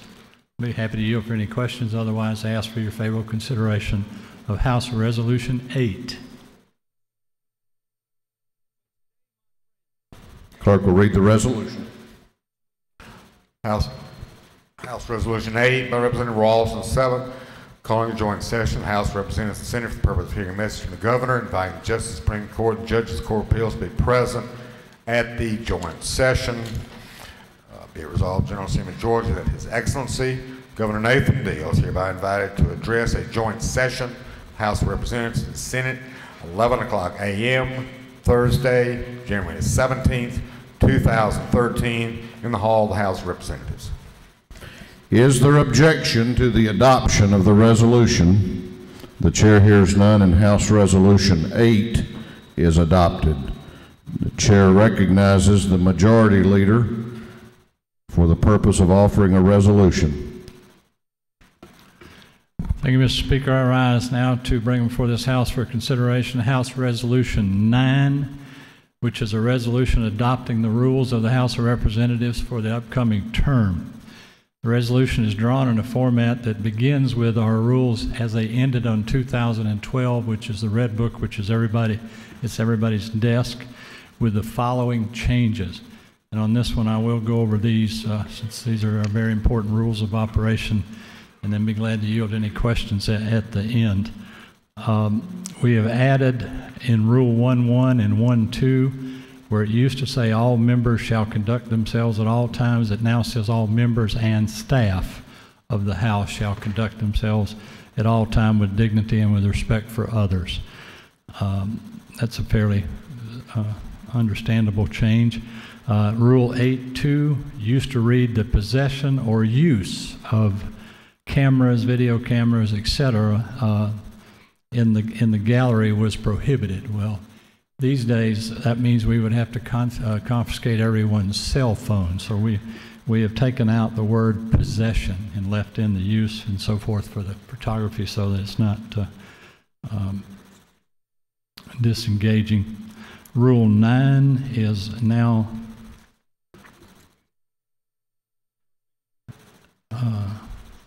taken out of the rules and reserved as a spot. It used to say no person shall enter the gallery of the House chamber unless such person has been issued a card by the Speaker authorizing such person to enter the gallery. Such card must be signed by the Speaker and must be displayed by such person to the doorkeeper of the gallery. The Speaker is authorized to revoke any such card. That's been removed from our rules entirely, and obviously we are the People's House and we welcome anyone who wants to be in the gallery on a first-come, first-served basis. Section 4 of the resolution deals with the Speaker shall appoint the following standing committees, and if you'll notice on your resolution, there are any number of rule changes, and the eradication of one committee, which we used to call Children and Youth, is now reorganized, Children and Youth, is now reorganized as the Juvenile Justice Committee of the House. The other name changes are obvious for your consideration. Section 5 removes one of the subcommittees from our Appropriations Committee, which used to be known as the Special Appropriations Project Oversight. We actually have a House committee chaired by Chairman Martin that does audit and oversight when we're out of session anyway, so that was a duplicity of disciplines anyway. Section 6 deals with Rule 33.4, and the provisions of Rule 33.2 shall not apply with respect to a minor or technical amendment. We used to define that as which corrects items such as grammar, spelling, numbering, cross-references, or otherwise corrects manifest typographical or similar errors. We had the reason for this change is because of the definition of the vagary of the definition. We had a situation last year where we had a Senate bill under consideration over here that the decimal point was off several places, which obviously was a typographical error, but it also was a substantial change in the legislation when you're talking about $1 million as opposed to 20. It had to do with the ad valorem taxes that came over from the Senate. So it was not enough to say it was just a typographical error. So now we're going to leave that up to the ruling of the chair, so that if it's a material change in the legislation, obviously it would not fit under the very broad category of a technical change. Section 7 is removed in its entirety. And I do not want anybody to confuse this with privilege resolutions at the beginning of every session.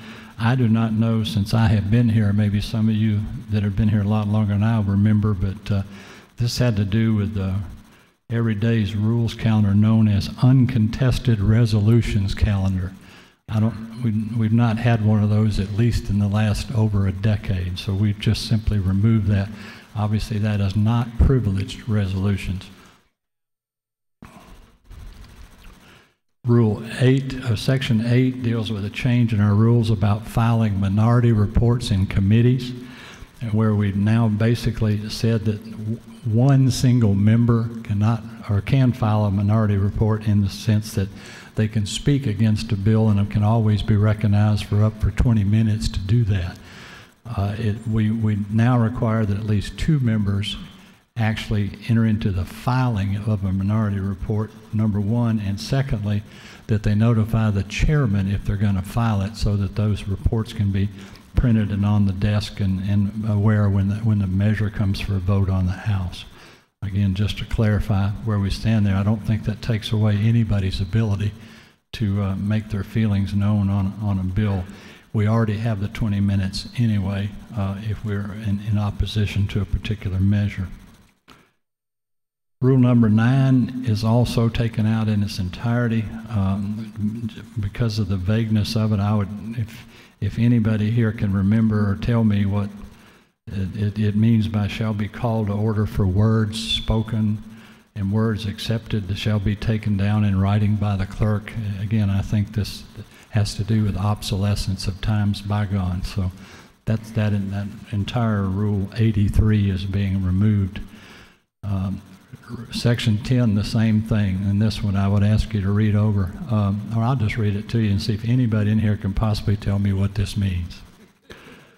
While the motion to indefinitely postpone takes precedence over a motion to postpone to a day certain or to commit or to amend, a motion to indefinitely postpone cannot be applied to said motions, nor can it be applied to incidental questions, such as questions of order, reading of papers, withdrawal of a motion, and suspension of rule.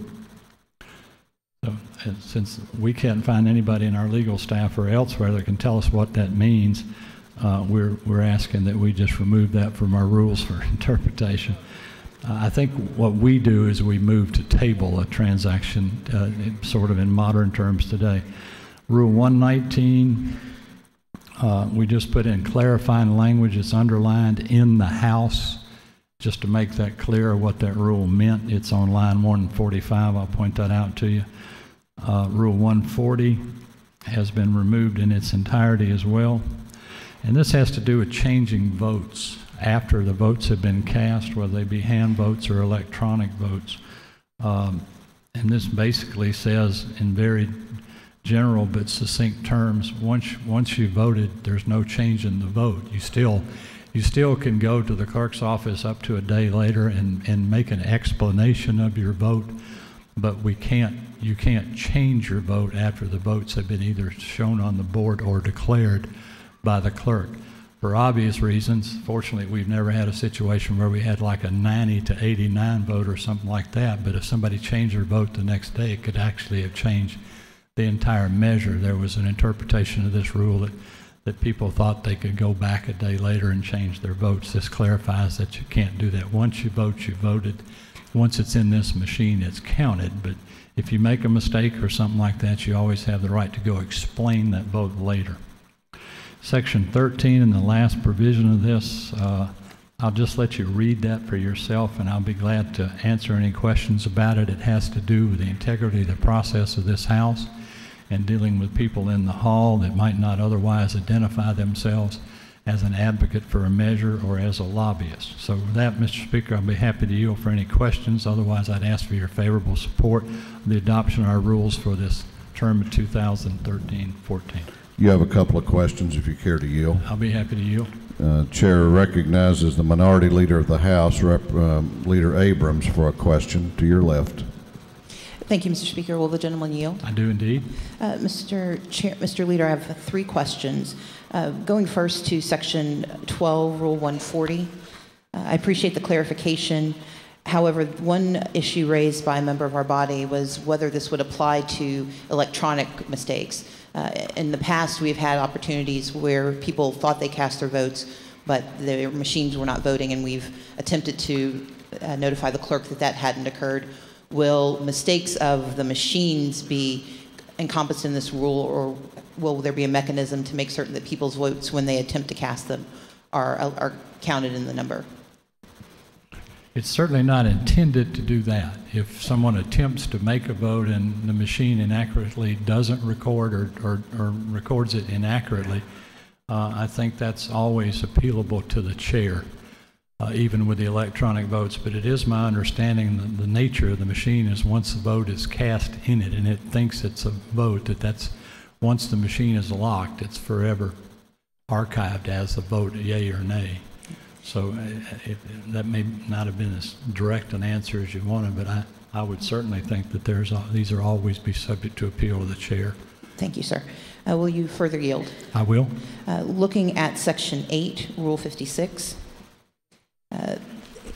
is it not true that this would add further constraints and regulation to the filing of minority reports, meaning that currently minority reports, when they are filed, allow a member of the minority of an opinion to have a more explicit explanation of their position placed into our books. And by requiring these additional steps, that may be a chilling effect on members of the minority who wish to express their concerns or objection to legislation that emerges from a committee. I certainly respect the lady's feelings about that,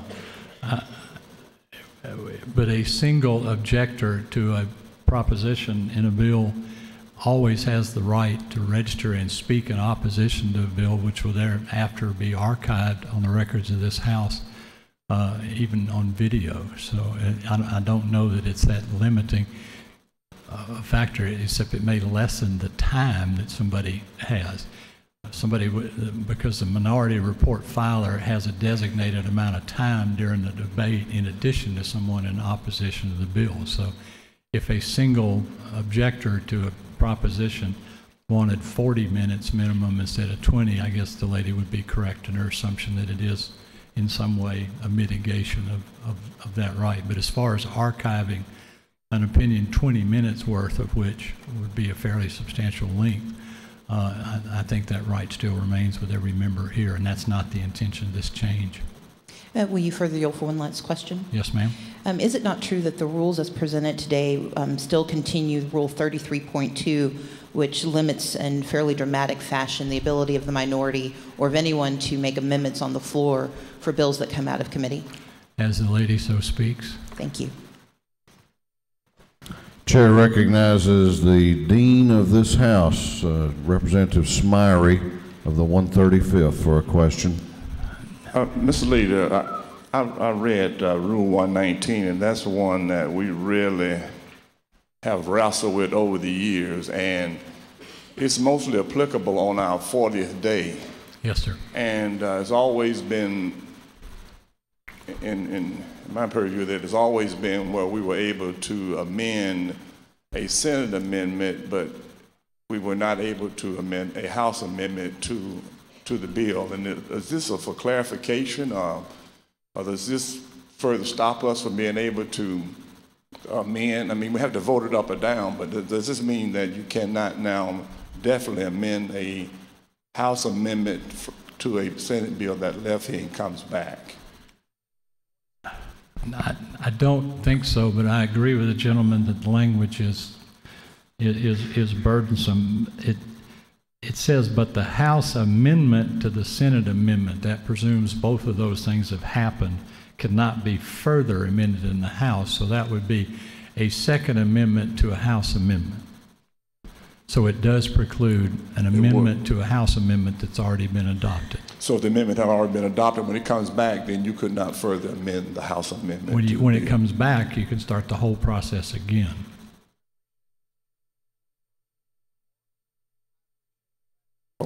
As I understand it. All right, thank you, sir. Chair recognizes the Majority Whip, Representative Lindsay, for a question. Thank you, Mr. Speaker. Would the gentleman yield? Aye, so. In regards to the voting by electronic means that the minority leader raised, is it not true that Rules 137 and 139 also deal with electronic voting and can allow someone whose machine is malfunctioning to simply alert the speaker while the machine is still open in order to correct that mistake? It is. That's what I meant when I said appeal to the speaker. In regards to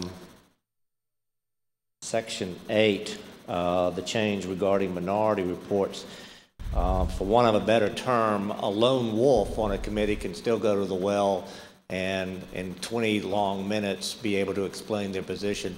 What we're trying to do is make sure that folks who have a substantial objection, where there is more than one person, will have an opportunity to speak at the end of the debate for an additional 20 minutes, but we're simply trying to preclude a filibuster by one lone wolf from being able to occupy 40 minutes. Filibusters are what's done over in the other body. If the gentleman so characterizes. Thank you, Mr. Speaker. Thank you, Mr. Leader. You have another couple of questions if you care to yield. Yes, sir, I'll be glad to yield. This is pretty important. Chair recognizes Representative Kidd to your left for a question.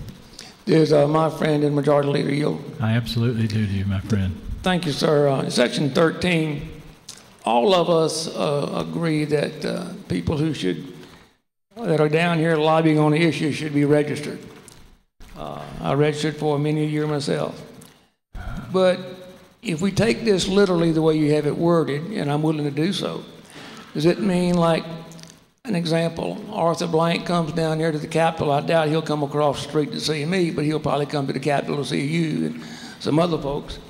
And he'd obviously be lobbying for $300 million or whatever it might be for a new stadium. Are we requiring him to be registered?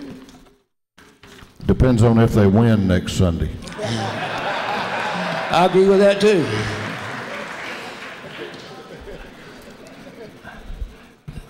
That's not my understanding, and it's not what I think the language says. This requires him, if he is indeed registered, he otherwise lawfully has to register, then when he's on Capitol grounds or the Coverdale building, he's required to wear his badge. Otherwise, you help police the fact that they need to disclose to us that they are acting as a lobbyist, other than the exceptions that may be like your own constituency, so forth. But as far as compelling him to register, this language does not compel any new registration. If he's otherwise legally required to, it just requires him to wear his badge. We're one of the few people that can enforce that. If a lobbyist approaches us on Capitol grounds in the Coverdale without a badge, and we know they're a lobbyist, that's the reason it says knowingly, then we're under this House rule not permitted to discuss legislation or advocacy for legislation with that person. It has to do, again, with the integrity of this body. Follow-up question, if I may, Mr. Chair? Yes, sir. Obviously, a lot of corporate executives spend well over $250 on one legislator or on all of them, which basically would require them to disclose, be it the giving of tickets or whatever else it might be. Does that further mean that these type people would not have to register if they came down here to talk to you or someone else as a lobbyist?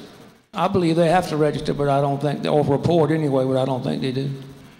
I think the 250 has been changed to 1,000 in the law, but this doesn't deal with whether or not they're required or not required to register. If they are indeed required to register as a matter of law, then they must wear the badge when they're talking to us, so that there's not the perception of some sort of connivance going on with these people. Chair recognizes Representative Sims to your left for a question. Gentleman yield. Absolutely. I know that I have my own little discussions with you and with the Speaker on Rule 33. Was there any discussions on Rule 33.2C, which is the modified structured rule, which I think is being well overused? At one time, as you know, we didn't have this rule, and it was in my opinion, an old generation or an older administration that had administered this. And one of the reasons I think we would just overuse it, it's kind of limited us in our ability to amend bills on the floor of the House.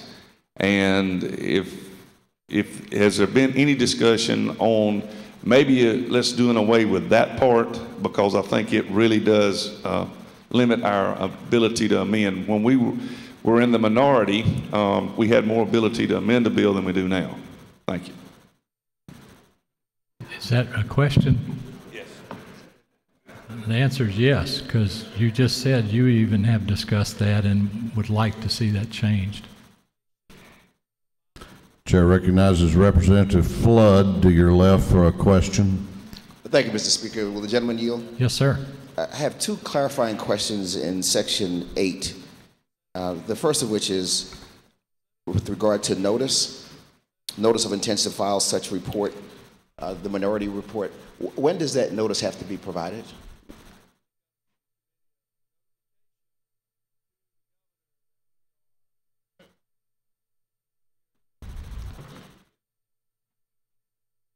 It has to be filed with the clerk no later than 5 p.m. on the next legislative day after the committee report is filed. I believe that's the report itself, but the notice of intent to file, is that required to be filed prior to the report itself? Could you tell me which line you're referring to?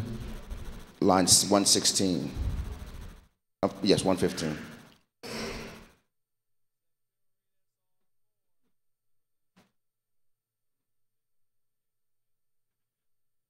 Starting at 114, the notice of intention to file such report must be provided by the first signer.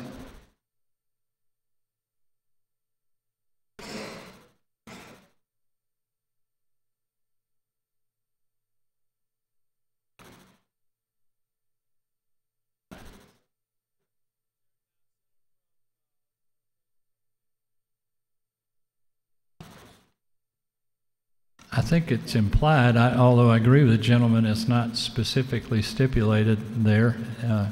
I think it's implied prior to the filing with the clerk, which is a second notice. I think you make a good point in that regard. So anytime prior to 5 o'clock on the next legislative day, notice can be provided? Yes, sir. Thank you. And another question. In line 111, a majority of the minority of a committee, but not less than 2 members.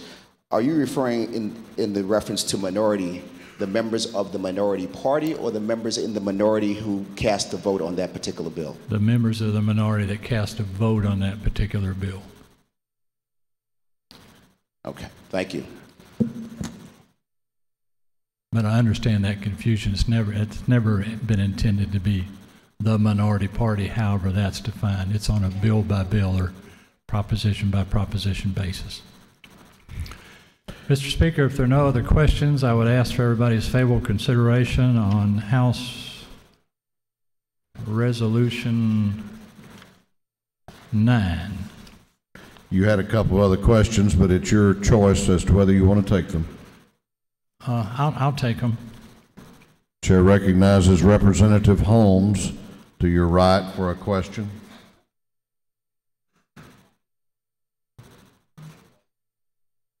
She waves. Chair recognizes Representative Kaiser to your left for a question. Thank you, Mr. Speaker. Does the gentleman yield? Yes, ma'am. Mr. Leader, just for a point of clarification under Section 13, when you're referring to is a resident of the House district which such member represents, so that would preclude me, for example, from meeting with someone, say from Athens, where I grew up, about a legislative matter that they've made a request to speak with me about. No, ma'am. It would only, assuming it's not a constituent of yours. Now, in your district, it doesn't preclude you from meeting with anyone from Athens.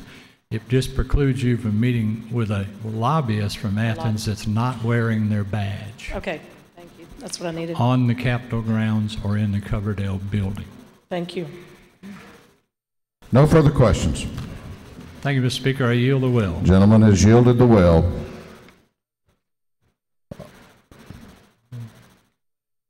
On the adoption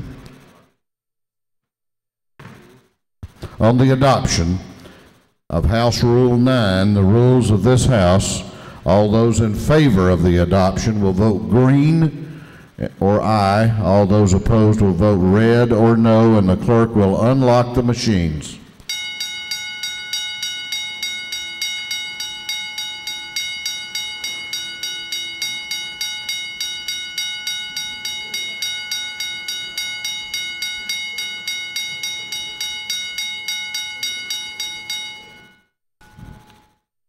Have all members voted? Have all members voted?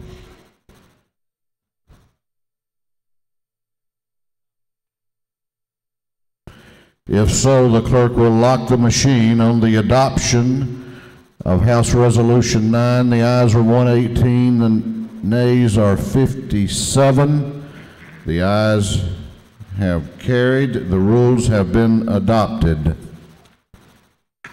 Chair recognizes the majority leader for the purpose of offering a resolution. Thank you, Mr. Speaker. I hope this to be a much less controversial one. I bring before this House Resolution 10, which resolves that we invite the Honorable Chief Justice of the Supreme Court of Georgia here to address a joint session of the House and the Senate at 11 a.m. on Thursday, February 7th, 2013. I urge your favorable support of this. I'll be glad to answer any questions if there are any, Mr. Speaker. Otherwise, I yield the will. You have no questions. The clerk will read the resolution. House Resolution 10, Representative Rawlston, 7th. A resolution calling a joint session, House of Representatives and the Senate for the purpose of hearing a message from the Chief Justice of the Supreme Court. Be it resolved by the General Assembly of Georgia, Honorable Chief Justice of the Supreme Court is hereby invited to address the joint session of the House of Representatives and the Senate, 11 o'clock a.m. Thursday, February the 7th, 2013. Is there objection to the adoption of the resolution? The chair hears none. The resolution is adopted. We have 2 morning orders, and then we have an announcement. I'm going to ask you to please remain at attention Chair recognizes Representative Drenner. Representative Drenner for a morning order. Those of you that have more the other morning order as well as the announcements, be making your way down to the front. Representative Drenner.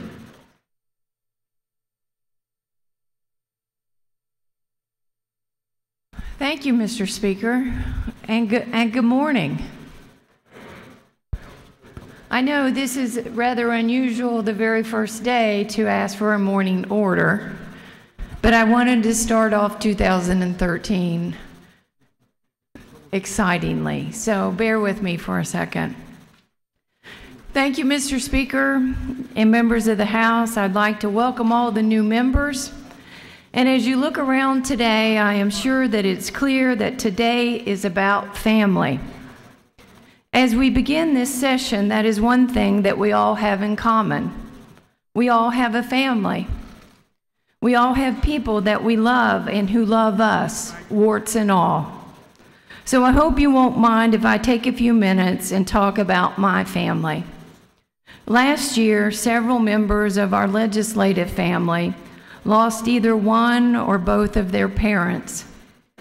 And it is with that thought of their loss that I come to the well today. You see, today is my mother's 75th birthday. And I could not go home to wish her happy birthday. And Mr. Speaker, if you will indulge me for a few minutes, I would like to say a few things to her today. She was going to take today off from work. Yes, she still works. And I contacted her boss and requested that she be called into work, an emergency. And she was told that she was needed and she had to come in. So hopefully she is sitting in front of a monitor in Charleston, West Virginia at work watching this broadcast. My mother, June Laverne Watson, was born to Eva and Jim Watson of Madison, West Virginia. Her father was an electrician and worked in the coal mines. Her mother stayed at home and cared for a family of 12. Her parents were married over 50 years. They may have been poor, but none of them seemed to have known it because they had each other. My mom was the 8th child. She had 3 brothers and 8 sisters. It was wonderful to grow up in a big extended family. The last few years, many of her siblings have crossed over, and I have watched my mom struggle with their loss. When you grow up in a large family, the older ones take care of the younger ones, and my mom's best friend, my Aunt Verna, passed, and that has really taken a toll on her spirit. Today's message, Mom, is not about loss. It's about celebration, appreciation, and observance of you. My mom is the kind of person that when she walks into the room, the entire room takes a pause and looks and wonders, who is that person? Of course, in part, it has something to do with her beauty, and mostly it's class. She is a person that carries herself with a sense of who she is and where she is going. She is quiet and soft-spoken and definitely has opinions and shares them well, mostly only when asked. She has worked her entire adult life as a civil servant. My passion for politics comes from her. There were many times growing up that I recall political conversations, campaigns, and thousands of discussions about the world. She was a runner long before running was in vogue. In fact, the first marathon that I ever ran, she ran 16.2 miles with me and encouraged me the whole way. I have that picture, Mom, hanging in my office here at the Capitol. She believes in the value of hard work, in equal work for equal pay, which I would clarify that does not mean quotas to her, it means qualifications. She has always helped those that were less fortunate. She understands more than most the value of a dollar. When I think of her, I think of the sayings that I heard growing up, which reflected her values, which are now my core values. What goes around comes around. Mean what you say and say what you mean. There is no right way to do a wrong thing. Those simple cliches are messages of integrity, honesty, wisdom, and awareness of a larger consciousness and consequence for humanity. Mostly my mom would like for me to tell you that she loves God, her country, her state, and her family. She has lived a balanced life filled with hardship, joy, laughter, and love. She works hard. She loves movies, cheese, and a good glass of Chardonnay. Mom, I love you. You taught me that nothing really good comes easy. And as I got older, if I ate oatmeal, maybe I wouldn't have to take high blood pressure medicine. Thank you for being who you are and raising me. I know it's been challenging. My daughter is up in the audience today, and I know that she would like for me to say to you, Mom, happy birthday, Grams. If y'all wouldn't mind standing with me for a moment and wishing my mother a happy birthday.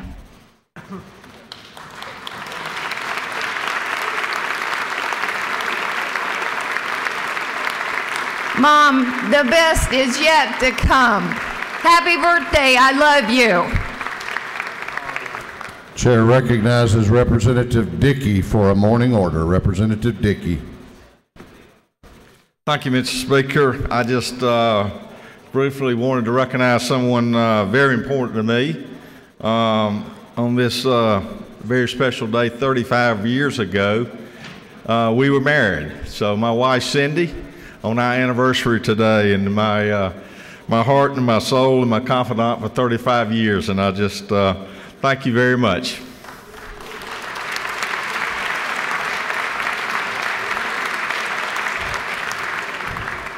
Chair recognizes, come to order, please. Chair recognizes the clerk of the House for some important housekeeping information. Mr. Rivers. Thank you, Mr. Speaker.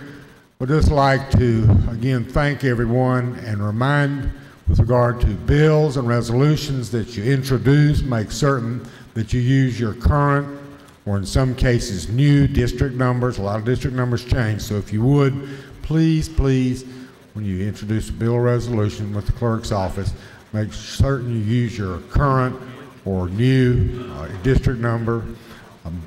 As always, make certain that the signatures on both copies of the bill align with the line numbers, like whoever signs on line 1 on one copy, sign on line 1 on the second, 2, etc.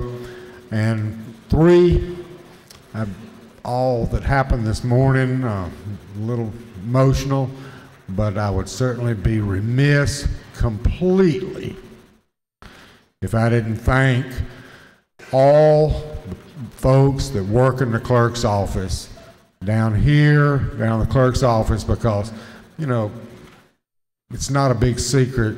They're the ones that make that thing work, not necessarily me. So please remember your district numbers on your bills. Please remember the signatures. And as Mr. Speaker, I say to you sometimes, I need you all to do me one more big favor, and that's have a nice day. Thank you, Mr. Speaker.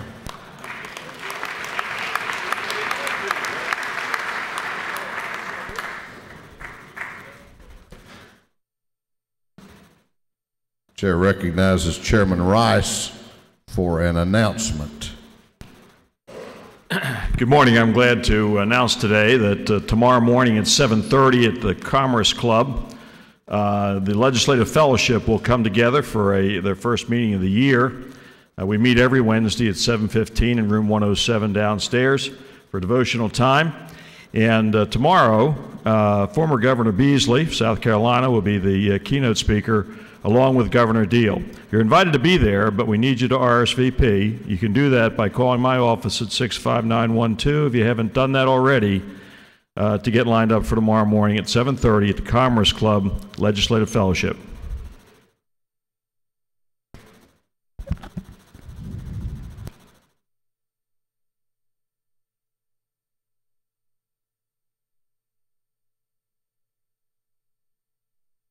Chair recognizes Representative Atwood for an announcement.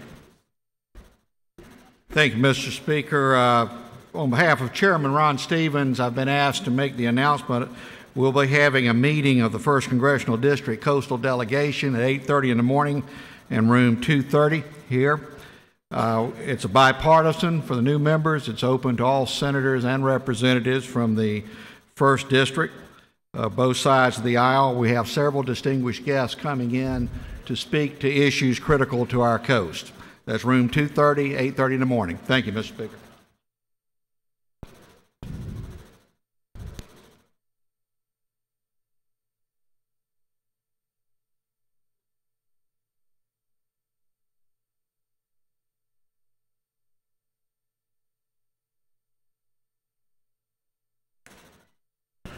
All right, I have breaking news here. The Senate has taken some action and they have adopted a resolution, a joint resolution that we both inform the governor that we have convened and that each chamber appoint a delegation to so inform him. Chair appoints Representative Carter, Representative Hatchett, Representative Coomer, Chairman Rogers, Representative Donahue, Representative Hawkins, and Representative Nimmer to so inform the governor that the House of Representatives and the Senate have convened for the 2013 session of the General Assembly. Chair, clerk will read the resolution. Senate Resolution 3 by Senator Schaefer, 48th. A resolution notify the governor of the General Assembly has convened. Is there any objection to the adoption of the resolution? Chair hears none. The resolution is adopted. Chair recognizes, we got all of, here they are. Chairman Dixon, Representative Broderick, and Chairman Neal for an announcement. Members of the House, on behalf of the Dalton-Whitfield Chamber and the citizens of our county and city, we welcome you to come to the chamber reception this afternoon beginning at 4 o'clock in the Blue Room. We have rugs for you, but they're in limited supply, so we encourage you to be there to pick up your rug. And as a special treat for our freshmen, we have brought along some copies of last year's rug. So freshmen will be able to actually pick up 2 rugs. But for members of the House, this is this year's rug.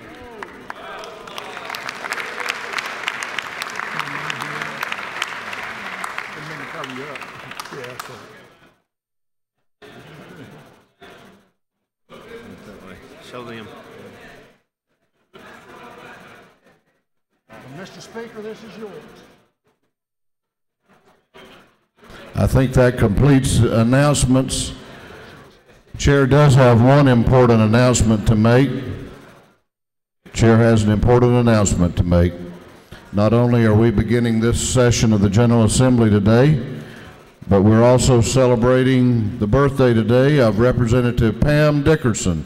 Happy birthday, Representative Dickerson.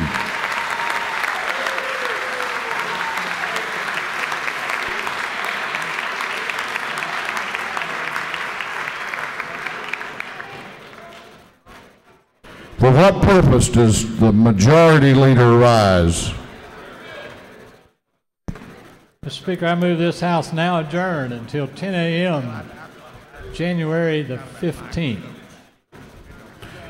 The majority leader of the House has moved that this House adjourn until Tuesday, January 15, 2013 at 10 a.m.